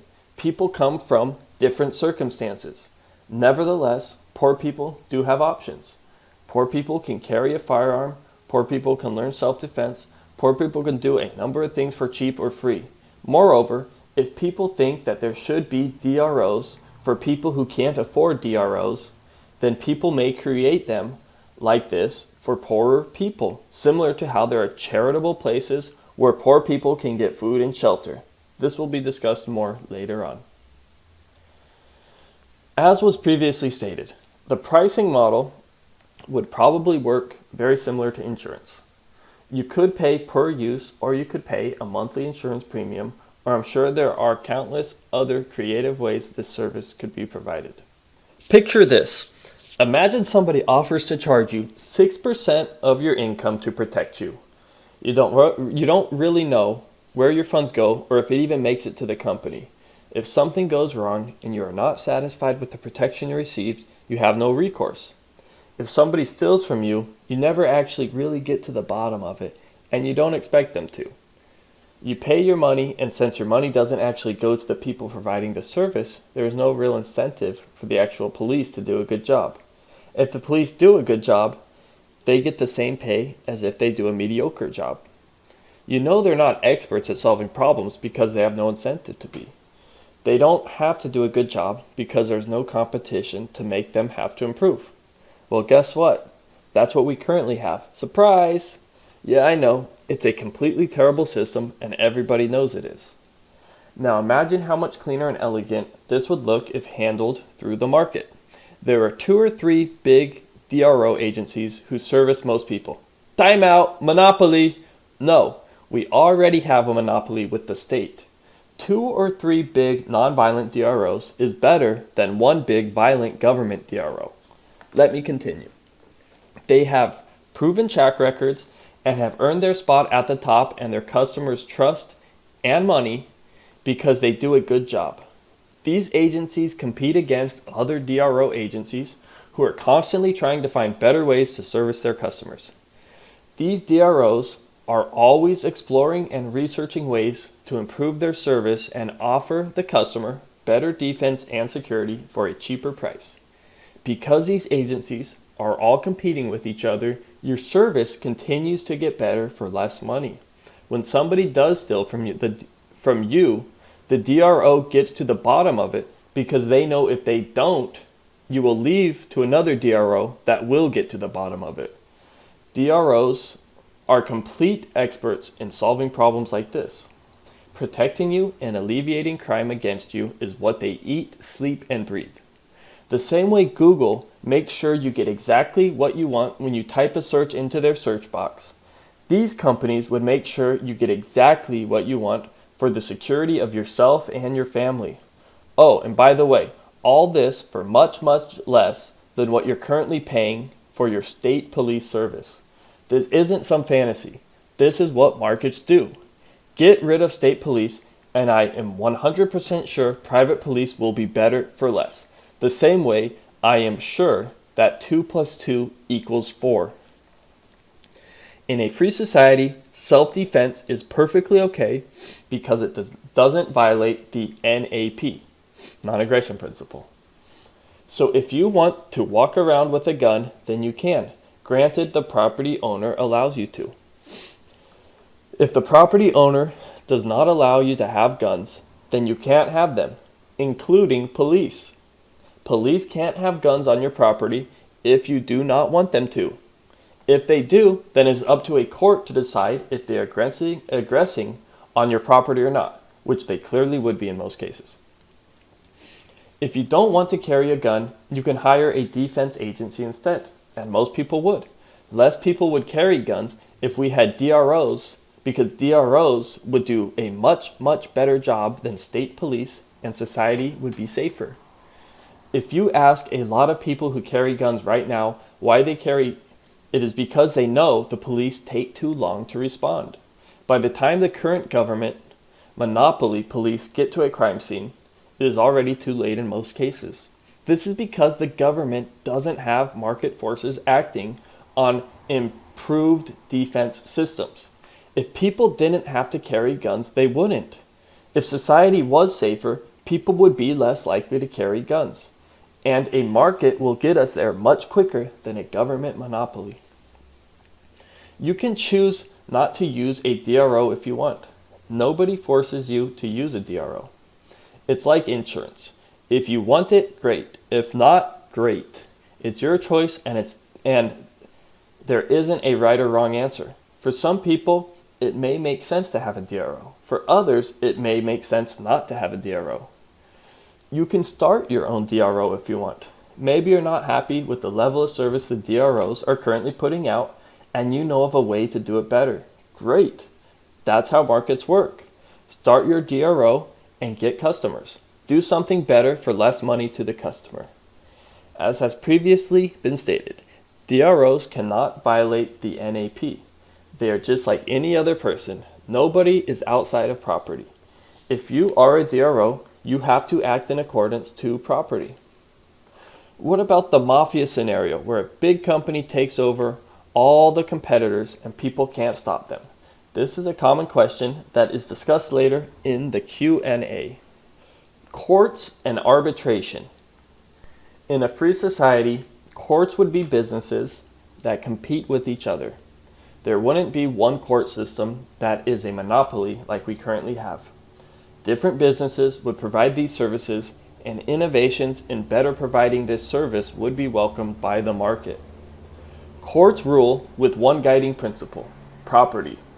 So when cases come about to a court, the court decides who owns the property and if that property is being aggressed against. This is what most legal disputes are. If somebody kills another person, then it has to be decided if the killer was initiating force on another person, or rather property. If somebody steals from another person, it has to be established who owned the item that was stolen. If somebody is polluting the air next to their neighbor's house, it has to be determined if pollution is deemed an invasion of property in this case. Everything comes down to property, and these not so clear cases are where courts come in. Most people currently avoid courts because they are inefficient, time-consuming, and costly, and rightfully so. It's a bit silly how the Sixth Amendment is the right to a fair and speedy trial. More outdated technology, I suppose. Perhaps the Sixth Amendment is referring to the speed and technology of the 18th century. Courts currently force people into admitting to crimes to avoid more time wasted. Think about this.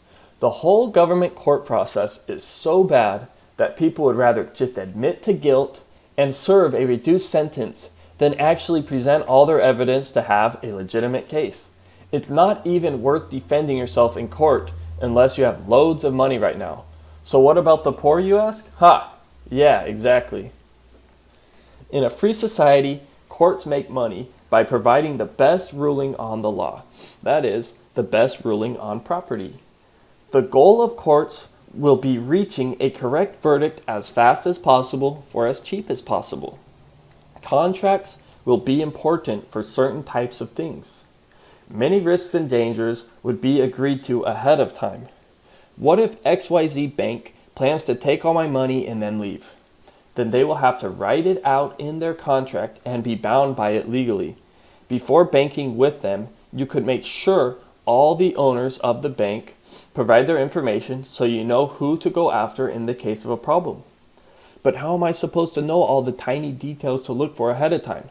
This is where markets come into play. There will be businesses to help you with this. This will become second nature. But this will cost more money, you say.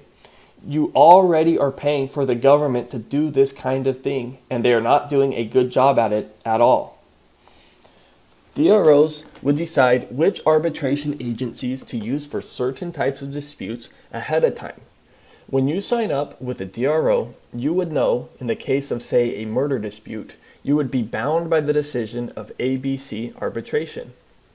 ABC Arbitration would be damn good at solving murder cases because competition through the market would have weeded out all the arbitration firms that can't solve murder cases. Judges will be professionals in knowing favorable resolutions for a wide range of scenarios.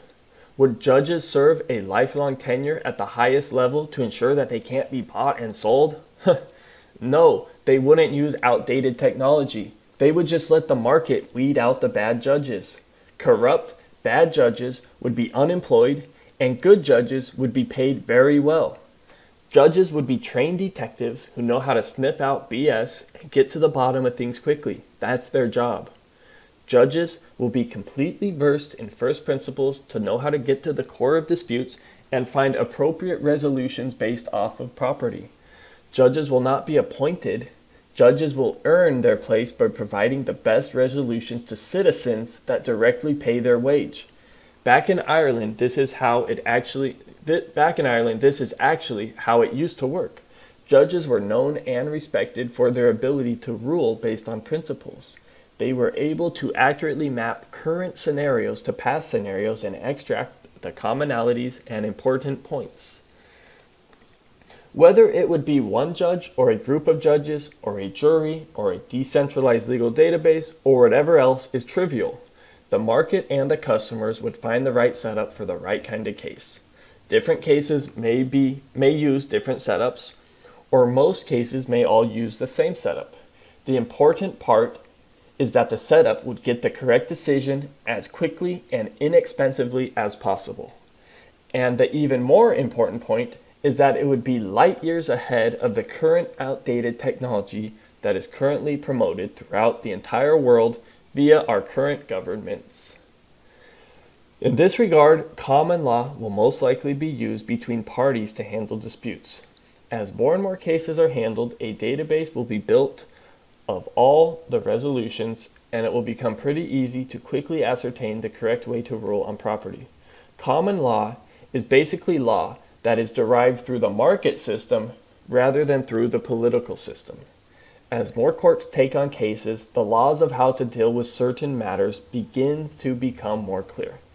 Again, the market will clean up courts entirely, since people will no longer only have one legal system choice. As soon as something is done poorly or unjust, it will be an opportunity for them or somebody else to create a better court. Right now, we can't create better courts, so we don't get better courts. Reputation. Reputation becomes really important in a free society. All people and businesses have a reputation to maintain. It is already somewhat like this in our current society, but nowhere near where it could be. When people start relationships with businesses, they would need to be convinced that the business they are dealing with was legitimate.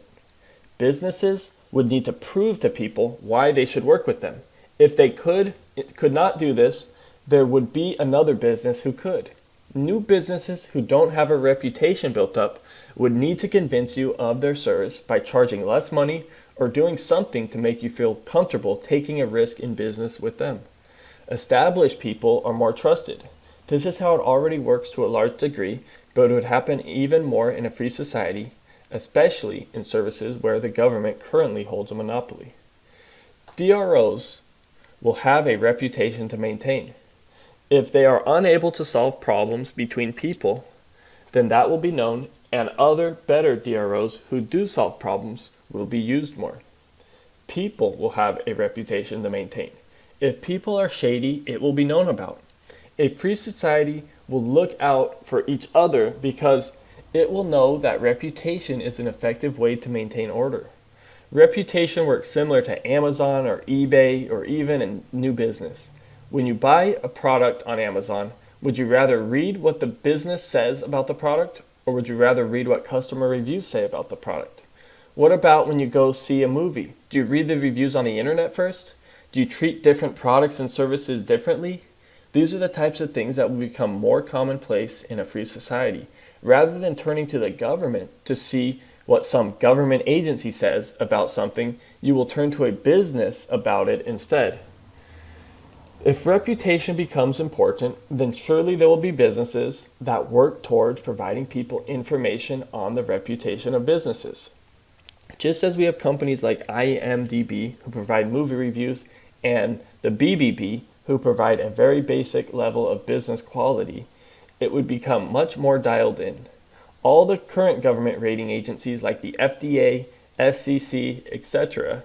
would be replaced with private companies who would be much better at providing realistic, accurate assessments of businesses because they would all be competing to find the best way to equip the consumer for educated, accurate, smart decisions. And unlike the FDA and other governmental agencies, if a business wasn't following certain guidelines, you could still work with them if you were comfortable taking that risk. If a private agency finds the reputation of somebody below par, they put that information out and people can decide whether or not that risk is worth it to them. People won't be forced to not use a company. They will simply know the risks and make up their own decision. If you want to work with an unlicensed doctor who is super cheap and has a great reputation, you can. If you only want a licensed doctor who is more expensive, you can work with them. There isn't an agency who can force you not to do business with a business like the government currently does. There are agencies that provide you the information and you decide. Again, maximum choice is maximum freedom. Prison and ostracization. You've probably been thinking this for a while, but if you can't use force and somebody who murdered another person doesn't want to go to jail, how do you force them to go to jail? Well, it is first important to realize that we don't make exceptions to the rule. If the rule is the non-initiation of force, then we don't try to make exceptions for certain cases like our current governments would do. Rather than make exceptions, we get creative and come up with nonviolent solutions. If we don't initiate violence in a free society, unlike all governments in the world, then we don't initiate violence. Period. This question is one of the questions that originally threw me for a loop for a while too at first. How do you nonviolently deal with people who are violent and don't care what a court orders them to do? You ostracize them. This is where reputation comes in. Ostracization is a last resort if no other nonviolent methods resolve problems. This is probably something you have never really thought about or heard of. The final measure in a free society is not force, it's ostracization. If all contracts, courts, and negotiations do not resolve a conflict, then the final measure is ostracization. What is meant by ostracization? Ostracization in a free society would nonviolently cut people off from society, making it where people are unable to participate in society because other people don't want to deal with criminals. If somebody raped a little girl and everyone knew about it, most people would probably not want to do business with him.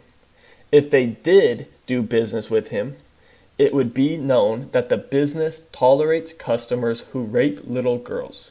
Ostracization is extremely powerful, and there would be businesses built around this kind of information. The form ostracization takes and the degree that it permeates throughout society are again up to the market to decide. If people aggressing on property becomes a big problem, then businesses and services built around efficient ostracization will rise up and do the best job at protecting people and businesses from this individual and make it costly and difficult for this individual to go about their life. If ostracization is not a big problem, then there won't be many businesses built around it, and it won't happen often. If society is balanced and efficient, it will be less likely that disputes ever come to this. A big part of dealing with problems is prevention. In the current system, very little effort is put into prevention because police don't have an incentive to prevent crimes. In a free society, there would be a much greater emphasis on prevention because it is cheaper to prevent a crime than to deal with it after it has happened. Things like discounts on your DRO insurance for good, peaceful parenting and things like this will be more common. The same way people who don't smoke get cheaper health insurance. Violent people don't normally just come out of nowhere. There are certain patterns and events which happen in their lives which lead up to this. In a free society, these events would be taken much more seriously because defense protection would be much cheaper for those that followed guidelines which produced less violent behavior. Wait, so you're telling me if somebody murders somebody, they will just be ostracized and that's it? Well, first off, why do people murder? Sure, there are crazy people out there, but people don't become crazy out of nowhere. A lot of crazy people come from bad environments, from heavy drug use, from broken families, from broken legal systems, which exist in state societies, and so on. A lot of crazy people also have histories of other violent behavior. So these people don't just magically appear. They are created. So the amount of people who would get something out of murdering another person in a free society may be less likely than we think. There is a lot that goes into a murder which derives from the state system which we don't see. Moreover, ostracization is about as bad of a punishment as you can get. People don't understand the severity and effectiveness of ostracization because we don't currently practice it. You won't pay to imprison people in a free society. This would be paid for by the criminals. Summary. So that's an overview of how a legal system could work. Keep in mind, much of this is using existing legal pieces that we already recognize in order to make it easier to understand and see how even using the existing pieces, could be improved greatly. Ultimately, many of these pieces may be done away with and new pieces for the legal infrastructure may be brought in. The market would determine that. Also keep this in mind. A large reason why people like to have rules and laws is because they think that because of the government, it is possible for somebody who does something wrong to hurt them. And this is somewhat true. If you pay taxes to support people who do wrong, then it does hurt you. But in a free society, you can't be hurt this way because there is no government that extracts your wealth to subsidize behavior of another individual that you do not agree with. Really stop and think about this. Many people are not in favor of drug use or prostitution and things like this because they say it will hurt these people and they will end up having to pay for them in the form of welfare or prison or something like this. Chapter 7. Important things.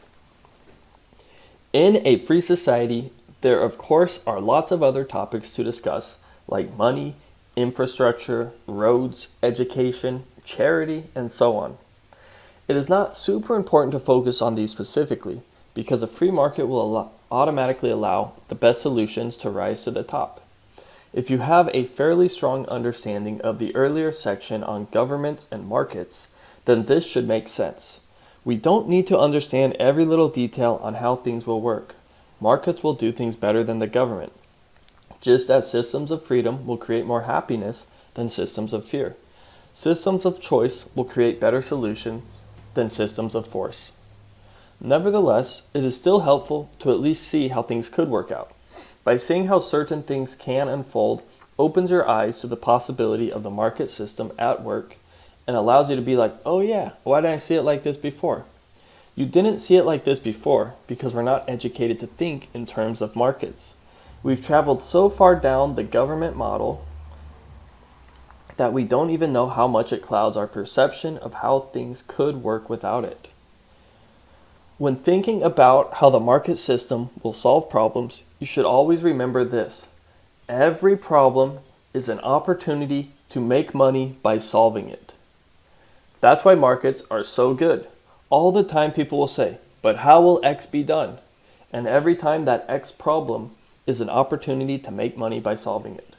Every possible problem that you can throw at a free society is a new opportunity to make money. And every time somebody makes money in a free society, people are choosing to give that business their money because that business did something they wanted. So problems are great in a free society. The biggest problem in a free society will be less about what the problems are and more about how tricky it is to find a new problem that somebody else hasn't already solved or started to solve. We see this all the time in the business world already. Starting a new business is hard because there are so many people who have already created businesses around the problem you're trying to solve. The obvious problem with society right now is that people aren't legally able to start businesses to solve many of the current problems government creates. Because government has a monopoly and poorly solves a problem, it is not legal to solve the problem that government is not solving. If the solutions to a lot of these sound repetitive, they should. The core way of handling all these parts of society should sound the same because they are being handled the same by the market. Once again, I ask you to keep in mind, we want to favor 100% choice. When we are not allowing choice and when we are initiating force, we are being anti-human. Keep in mind that everything the state currently provides is not free. So these things already cost money. The money will be better spent in an efficient market than in an inefficient bureaucracy. Money. Money is at the heart of any society and one of the most important parts. Without sound money, it is hard to have a sound economy. Money is simply a medium of exchange that helps to facilitate trade between two parties. Money is basically the next level of bartering. Money allows a higher level of barter, which allows a higher level of society. Money is the natural outgrowth of a free society. Currently, for the most part, each country issues its own money, or rather, currency. There are obvious reasons as to why this is, and many books to explain the game of money. If you're reading this book, you probably already have a decent understanding of how money works. If you don't fully understand money, there are many great books written which go into how money really works and how money ties into many of the problems we have worldwide today. If you're looking for a good book on how money works, check out The Creature from Jekyll Island by G. Edward Griffin. Suffice to say, money is one of the biggest problems of society. For example, if we currently use our own money outside of the state-enforced money, we ultimately go to jail. You have to stop and ask yourself why, if America is free. We always hear talk about how the United States is a free market. No. The first step to being a free market is freedom to choose the money we use. We can't do that in the US or anywhere else in the world for the matter. When we pay for things, we have to use dollars issued by the Federal Reserve. We have to use this money. If we don't, then it will be treated as a barter and we will have to pay taxes on that. No matter what, we can't do non-taxed, non-dollar commerce in America without breaking the law. So by the most foundational part of a free market, America is not a free market. America doesn't even allow for the market to choose which money will be used. The money we currently use is making us poorer in extracting our wealth. Since 1900, the dollar has lost almost 100 times its value. That means $100 is now only worth $1. You may think that's fine and normal because of inflation. But why isn't an ounce of gold worth less today because of inflation? Gold 100 years ago was worth $20, and today it is worth over $1,000. Gold and the dollar have basically traded places. It's because we don't have sound money in America, and the same goes for the rest of the world. Sound money doesn't come about from governments, it comes about from markets. And since markets are not legally allowed to issue money throughout the world, we do not have sound money. A free society would allow for competing currencies. Money is supposed to be a medium of exchange which stores value, not a wealth extraction device we are forced to use. Currency can be anything and is up to the buyers and sellers in a market to choose. But don't we need to all use the same currency? No, not at all, especially in a more technological world. Shops can easily accept a few of the top currencies. Every currency will have an exchange rate with the other currencies, and eventually the best currencies would rise to the top and people would use them. If a better currency came along, that would work its way into society. I think gold would be very popular, and there would be banks who issue cards and mobile apps backed by gold. I also could see a digital currency like Bitcoin becoming more popular. If you wanted to use something like dollars, you could use it, and people who accepted it would do business with you. If people didn't accept it, then there would be a business that allows you to convert dollars into something that people do accept. It's called an exchange, and we already use them when we go to other countries. But wouldn't this become annoying and a problem? No, because of the market process, there would really only be 2 or 3 main currencies that most people use because they would be the best ones to use. But then why not just use dollars? Because dollars lose value. If people weren't forced by government to use dollars, they wouldn't use them. People would use currencies that don't lose value instead. We would be less likely to have any type of currency manipulation because if any currency started to do something shady, people would just stop using it and use a currency that wasn't shady. If people saw something like the US dollar inflating and bailing out banks with trillions of artificial dollars, they would just stop using it and no longer support that currency. The people counterfeiting this currency and using it to support their banks would go out of business because they would have no real value to offer through their currency. Their currency would not be worth the value they say it's worth, and people would no longer accept it. People would have many options and choices for money, and since they wouldn't be forced by a government to use a currency which loses value, they would use a currency which doesn't lose value. The craziest part is how this one simple change would be one of the most drastic changes we would see in society. It's hard to even do justice to how important the ability to choose your own money in a free society would even be. Libraries of books have been written on how money is at the core of everything in society. The very core of a free society is the ability to freely exchange. When people are able to actually use a currency where interest rates aren't arbitrarily chosen and where it doesn't lose value, the wealth of everyone using it will not drop. If you can actually put your money in the bank and make more money than you're losing to inflation, it would have an impact on every industry. People wouldn't have to work harder and harder to stay afloat. You wouldn't have to have both parents working full-time jobs to try to support a family. We would actually have real wealth and more time to enjoy our lives. We wouldn't have to have gains in technology to offset losses in money. Let me just give you a quick example of how completely insane our money system currently is in the United States.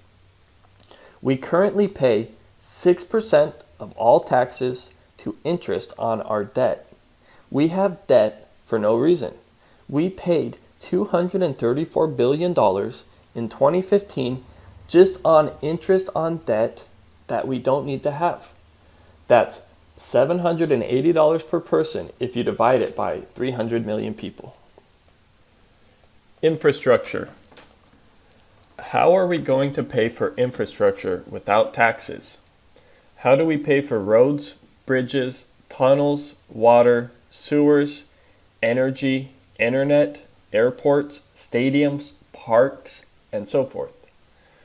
All of the things that government currently provides can be done in a similar fashion through the market. If people need something, there will be a business to provide it.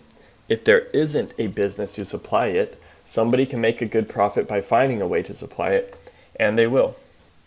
All these things we currently pay taxes for would be paid for directly, or the cost would be covered in some creative way by business owners.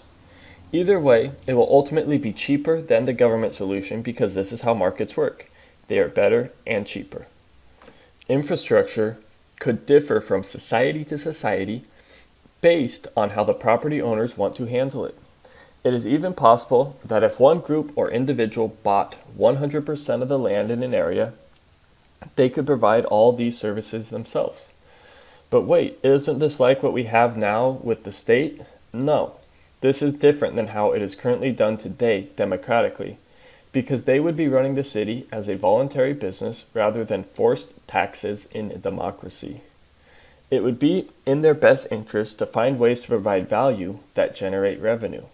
But what if they took advantage of people and charged too much since they had a monopoly? Then people wouldn't live there. They would move to another free society that didn't do this. But can't people currently do that now if they don't like the city they're in? They can move, but no cities exist that are 100% free that people can move to. That is what this book is all about. People need the choice to live somewhere that doesn't force taxes on them. But what if all free societies were businesses where the business owners took advantage of people? Then it would be a great opportunity for somebody to start another city that doesn't take advantage of people, so they can take all the existing customers of the cities that do. This has been discussed a lot earlier in the book, and that's why it's important to understand the fundamental way that markets work. Without the use of government force, it is hard and expensive to maintain a monopoly. A business who overcharges for things has bills to pay, and if they lose their customers to a competitor, then they're going to be losing lots of money and will have to go bankrupt or change their business model.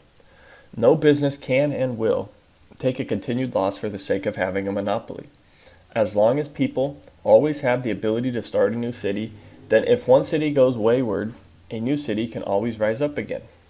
Right now, we don't have the model in place or understanding of how to start a new society easily, and so we don't.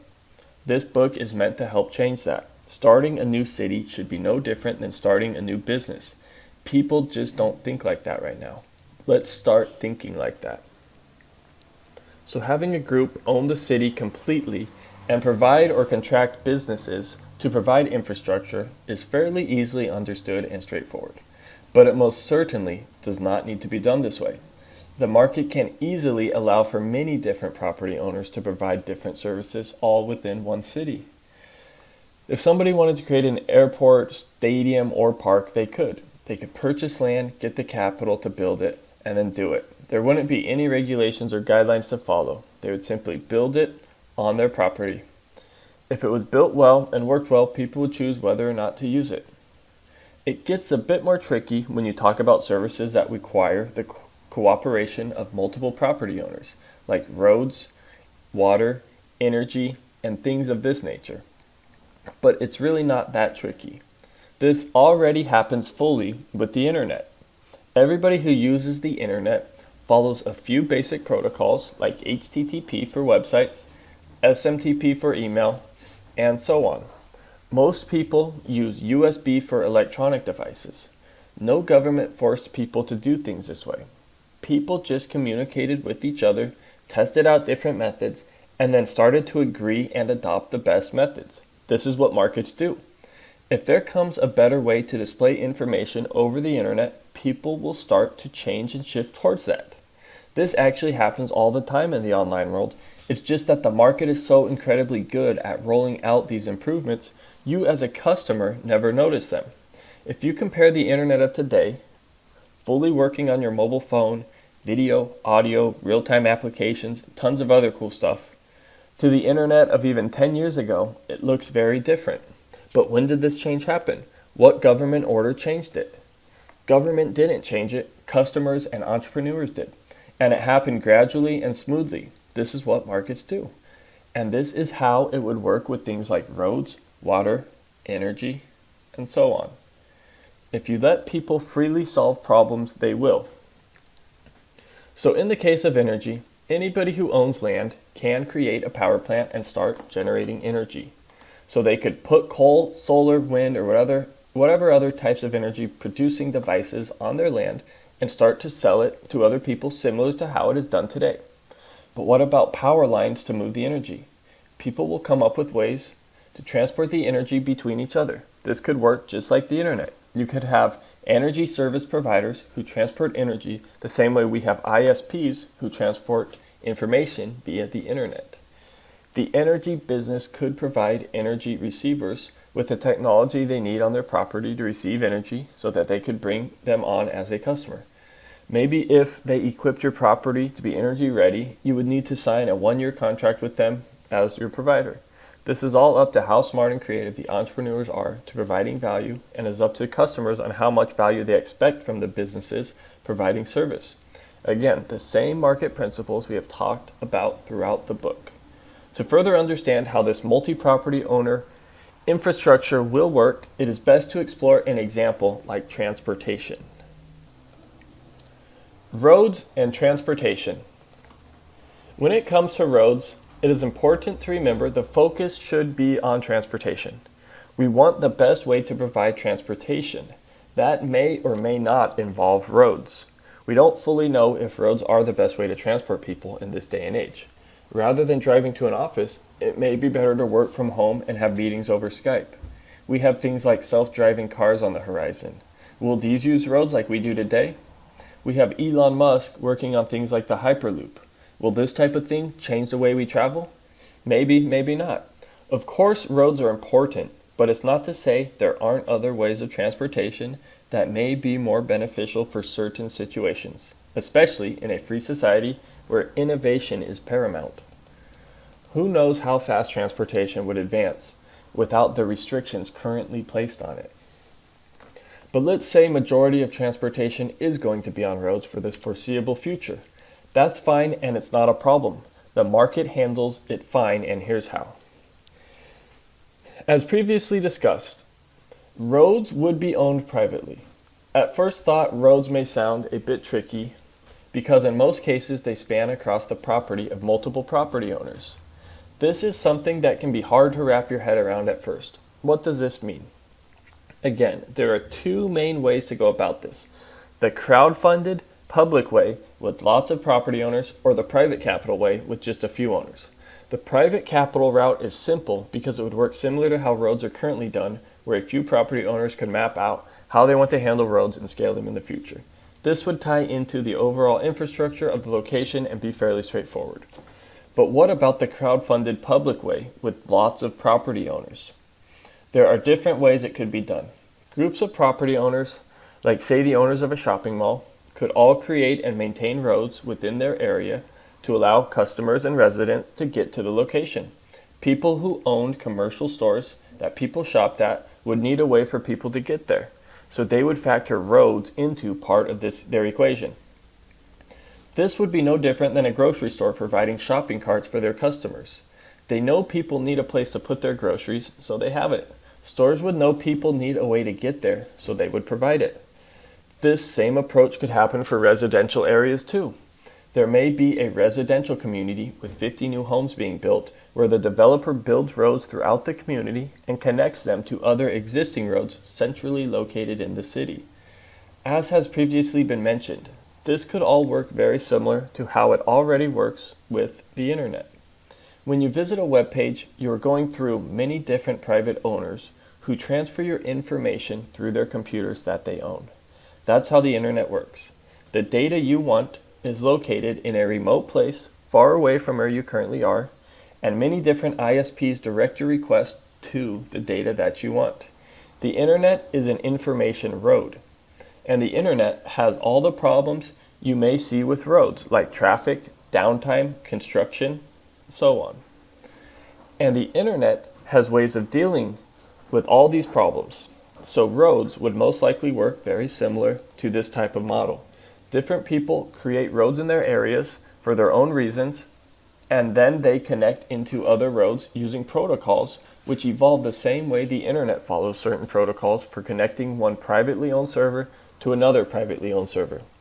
Cities and locations that have lots of traffic would have lots of extra backup systems and technology to make sure that the traffic can get through in peak times. All of this would work just like it does already with the internet. But the internet is not physical and roads are. Well, not totally true. The internet is physical. All the information lives on physical hard drives. And this data has to go from one physical location to another physical location. Roads are the same thing. Yes, of course roads are much larger, more expensive, and the infrastructure is a much greater commitment, and that's all the more reason to have the market do it. With time, the market will make roads more and more efficient and cheaper for the consumer. It could also be possible that roads could have pricing in certain areas. Maybe non-commercial, non-residential roads that go to more remote places or are not directly tied to some type of business will have some type of fee. You could easily have a GPS device in your vehicle that tracks your usage and bills you. But wait, that would suck if we had to pay for roads when right now we don't have to pay for roads when you use them. Did you just catch yourself? Our roads aren't currently free, and we do pay for them in the form of taxes. And as has been discussed over and over again, and will continue to be because it's the basis of everything, when we pay for things directly through the market, it will be better and cheaper than buying it via taxes through the government. So roads would of course be cheaper overall in a free society. Transportation would become cheaper and cheaper until eventually technology made it free. What about rural roads? What about internet in rural areas? It comes down to supply and demand. Roads may be done away with in certain locations, but if they are needed, there will be a price for them. If building lots of roads in rural areas is costly and a useless thing to work on, then what does this currently say about government roads that we're forced to have in rural areas? People who are putting up their own money for roads are going to be a lot more careful on where to put roads and the right way to plan them. There will be a lot less roads that are built that aren't used. It would be a waste of resources for unused roads. People are notoriously bad at planning the most efficient way to use other people's money. People are much better at using their own money. There are many things we could experiment with that we currently are unable to experiment with because of how limiting government is. For example, we might have peak load pricing for times when traffic is really high. The pricing mechanism would reduce traffic, just as it reduces any shortage and speeds up slow processes. If you want a package quickly, you have the option of paying for overnight delivery. If you want a road with low traffic, you may have the option of paying for that. Yes, different road speeds just like we have different internet speeds. Crazy, these markets, I tell you. But there are lots of other very important things that could take place that we don't normally even consider. Road owners will be able to innovate on rules for the roads. There will be less accidents because the people who construct roads will compete to create roads in a way where it allows for less accidents. Over 40,000 people die on roads every year in America. Roads would be safer in a free market. How do we know our current roads have turns in the right spots? How do we know our current roads don't confuse drivers and cause more accidents? What if somebody comes up with a safer way to architect a road right now? How do they create that? They can't. In a free society, they can and will. Maybe there will be less stops and turns in roads. Maybe roads won't be forced to go through certain areas that are dangerous. Who knows? The market, that's who. There will be better drivers. Drivers may be required to prove that they really are competent drivers. There may be better ways to prove that people are competent. People who are good drivers may travel for free. People who are bad drivers may face heavier fees. The market makes everything better, and roads are no different. So this is a small overview on how roads without government would work. Are you starting to see things from another perspective? Are you starting to see things from the top of the mountain called the market? Are you getting there? Education. Education would be an open market, and the parents could decide where and how to educate their children. They could even choose not to have them educated. The current way we educate people really isn't that good. It even shows with test scores compared to other countries. Most children don't like going to school, and many bad teachers can't be fired. It's just a mess right now that could be heavily revamped through the markets. After all, it wasn't until the early 1900s that education in America became ran by the state. Before that, education was private, and people in America were very well educated. Ever since the government has taken over control of education, people have become dumber. But of course they have. That's what governments do. They make things lower quality and more expensive. In a free society, good teachers would make more money and bad teachers would make less money or be fired. Right now, it is very hard to get rid of bad teachers. Schools and teachers would compete on the best ways to educate children and adults. So naturally, as is always the case in a market environment, it will provide better education for less than the current government-controlled education we have. Having the market take care of education is the obvious answer, unless of course you went to a government school which told you otherwise. Education may be done in the form of physical schools, or it may be done through the internet or other technological ways. People have different preferences, and there isn't a right or wrong way to educate. Who knows what the right way to educate is? The market, that's who. People would directly pay for school services rather than be taxed for them. Right now, you pay for public schools even if you don't have children using them. Why do we pay for things that we don't use? Because the government forces people to pool all their money together and then spend it much worse than each individual could spend it on their own. More of that outdated technology, I suppose. In California, education costs are conservatively $2,838 per person per year, even if you don't use education services. In Arizona, education costs are about $828 per person. Again, these are super conservative numbers. Public education currently trains students to think a certain way, and there isn't much a parent can do in sending their child to a school to think another way. Not everyone needs to be educated the same way. In a market, you would have the option of choosing what type of school your child would go to. If you wanted to educate your child on business and finance, you could find a school to do that. If it didn't exist, you could start it. If you wanted to educate your child through a religious school, you could. If you wanted to have a school that talked about God, you could. If you wanted a school that didn't talk about God, you could have that too. There wouldn't be a one-size-fits-all school. Similar to how we don't have a one-size-fits-all restaurant that everyone must eat at. People do like choices, you know. The beginning of the entire crowd freedom movement was that I originally wanted to start an educational institution and revamp the whole educational industry. I quickly found that my hands were tied by government. Sure, I could do something online or supplemental to the existing K through 12 school system, but that wasn't the important part to me. I wanted to replace the K through 12 education system, and I couldn't. This is what led me to look further at what I could do to change the problem. The problem isn't so much the school system, but it is a system above the school system that doesn't allow people to educate any way they would like. You still have to follow rules of the state. If we were to remove the controls government has on education, especially early education, the market would naturally improve education drastically. We don't need some smart, innovative way to educate. Even if we had it, it wouldn't be allowed. We just need to get the government out of schools and let the schools do their thing.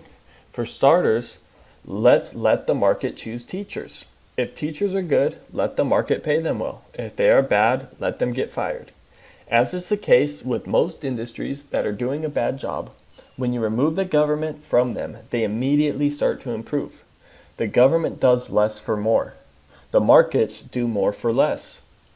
So rather than me trying to start a school, I decided it would be much more beneficial for me to start a movement that allowed the market to correct many of the problems governments currently create, like schools and education.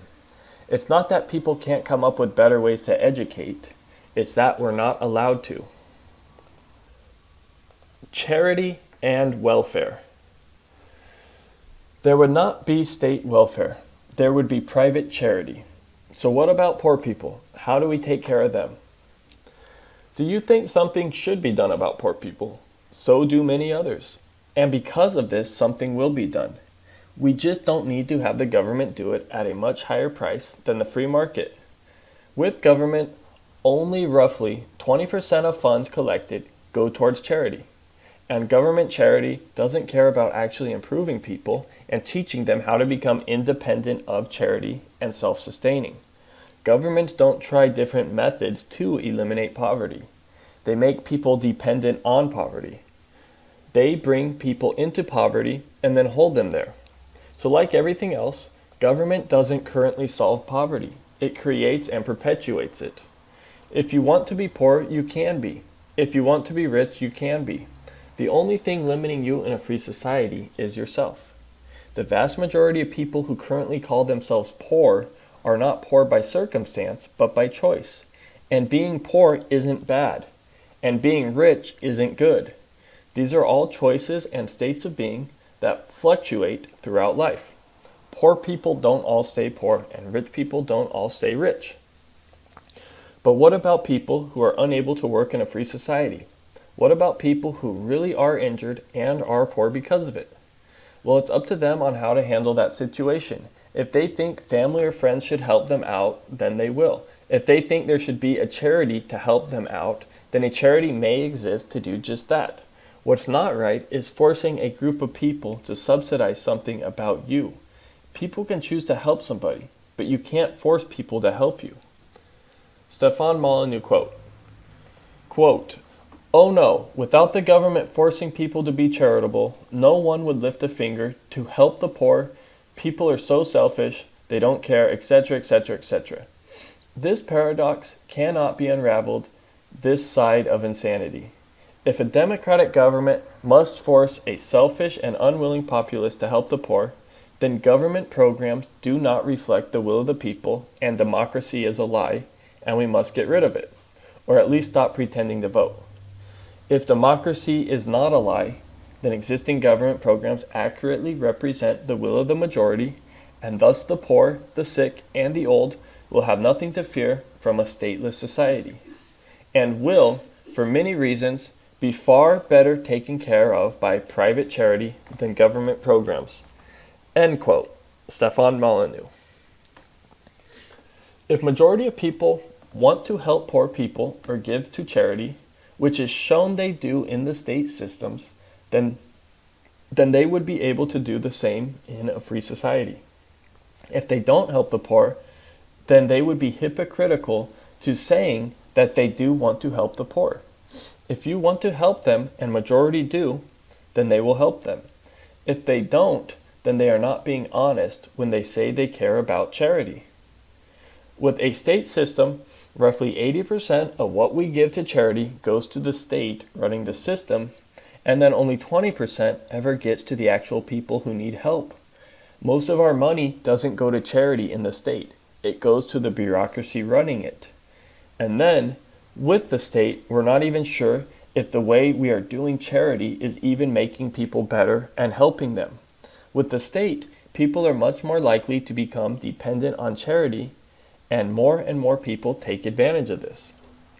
At this point, I shouldn't even need to tell you about how bad government charity really is. At this point, it should be more and more obvious just how bad government solutions are and just how greatly they could be improved by a market. No matter which way you look at it, the market does a better job than the government in every possible way. And this is why we need markets instead of government. Chapter 8, Q&A. In this section, since it's always going to be changing, I'm actually not going to include this in the audiobook. I'm going to actually have individual videos and clips for each individual question that you can view on the YouTube channel and check out that way. So that is not going to be covered in the book, so I'm going to continue on to the next chapter. Chapter 9, Conclusion. The biggest business opportunity by far right now is putting the government out of business. Advances in almost every industry are crippled by the government. Government currently has a monopoly on the whole world, and there is nobody competing against them. We need competition in government. This is the next big Google or Apple. The next big business opportunity that will transform the world is building free societies. The best businesses are the ones that save people money through innovation and technology. Governments are using old technology and do not innovate. The biggest waste of money in the entire world is unequivocally governments, and by a long shot. But money isn't the only thing wasted by governments. Governments waste lives. Governments waste creativity. Governments promote bad ideas and discourage new ideas, etc., etc. And most importantly, governments are violent, and governments are the only institutions in the world which the people are encouraged to be violent. If there is even the slightest hint of momentum behind the movement of this book, it could work. People donate hundreds, thousands, and even millions of dollars towards political campaigns to try to change the current system, only to get worse and worse results as time goes on. People want a good society. The problem is our current structure is no longer the best structure for a good society. You can't create what you do want by putting energy on what you don't want. We need to focus on what we do want. There are better ways to do it now. When people realize that there is momentum to this and that it is realistic, I think the people and the money will come in this direction. We need to remove government. What happens after shouldn't matter. Slavery was wrong. We don't worry about what the slaves are going to do. We end the wrong part. Government is wrong, just like slavery was wrong, and just like rape is wrong. It's wrong. Encouraging government, which is predicated on initiating violence, is no different than encouraging slavery or encouraging rape. This isn't about perfection. This is about improvement. A market is a better system of society than a government. A market isn't perfect, but it is more perfect than government. We're not talking about a utopia. We're talking about something better, much better, than what we currently have. The internet is better than the newspaper. A free society built behind property and markets is better than a society built around government and taxation. The biggest problems in society are where a government exists. The biggest solutions in society are where markets exist. This isn't rocket science. Come on, guys. We're living in the information age with access to information at the tips of our fingers. We are a connected world that is light years ahead of the fear and superstition from the past. We have the technology and communication to organize things so efficiently. We have open source software which allows anyone to contribute. We have cryptographic blockchains to decentralize control. We have what we need to make it happen. Let's build a better world together. It's our time to live the lives we've always wanted to live. We know what we don't want. Now let's build what we do want. If you're unsure if this could ever happen, then you've probably never started a business before. The ability for something like this to actually take place and happen is very clear. Private cities built this way will eventually happen in the future. This is how society will move forward. It's just a matter of how long we want to wait for it to take place. This business is a home run. This business will do well. There are most certainly challenges, but any business has challenges. Overcoming the challenges is the best part of any business. The challenges are just stepping stones into a better way of living. And when these challenges are overcome, the world that we live in will be the most beautiful world we have ever seen. I'm pouring not just my heart, but my entire life into this. If I could do only one thing with my life, this would be it. There is nothing in the world more important to me than this. I will do anything it takes to make this a reality, and I won't quit. I understand it takes time, and I have time. So help me get started one step at a time. The book is the first step. Where this will lead, I don't know. Nobody does. But I know it will lead better than where we are now. Quote, "You can't connect the dots looking forward. You can only connect them looking backwards. So you have to trust that the dots will somehow connect in your future. You have to trust in something, your gut, destiny, life, karma, whatever. Because believing that the dots will connect down the road will give you the confidence to follow your heart even when it leads you off the well-worn path. And that will make all the difference." End quote. Steve Jobs. Quote, "You never change things by fighting the existing reality. To change something, build a new model that makes the existing model obsolete." End quote. Buckminster Fuller. Thank you for reading, and follow your heart.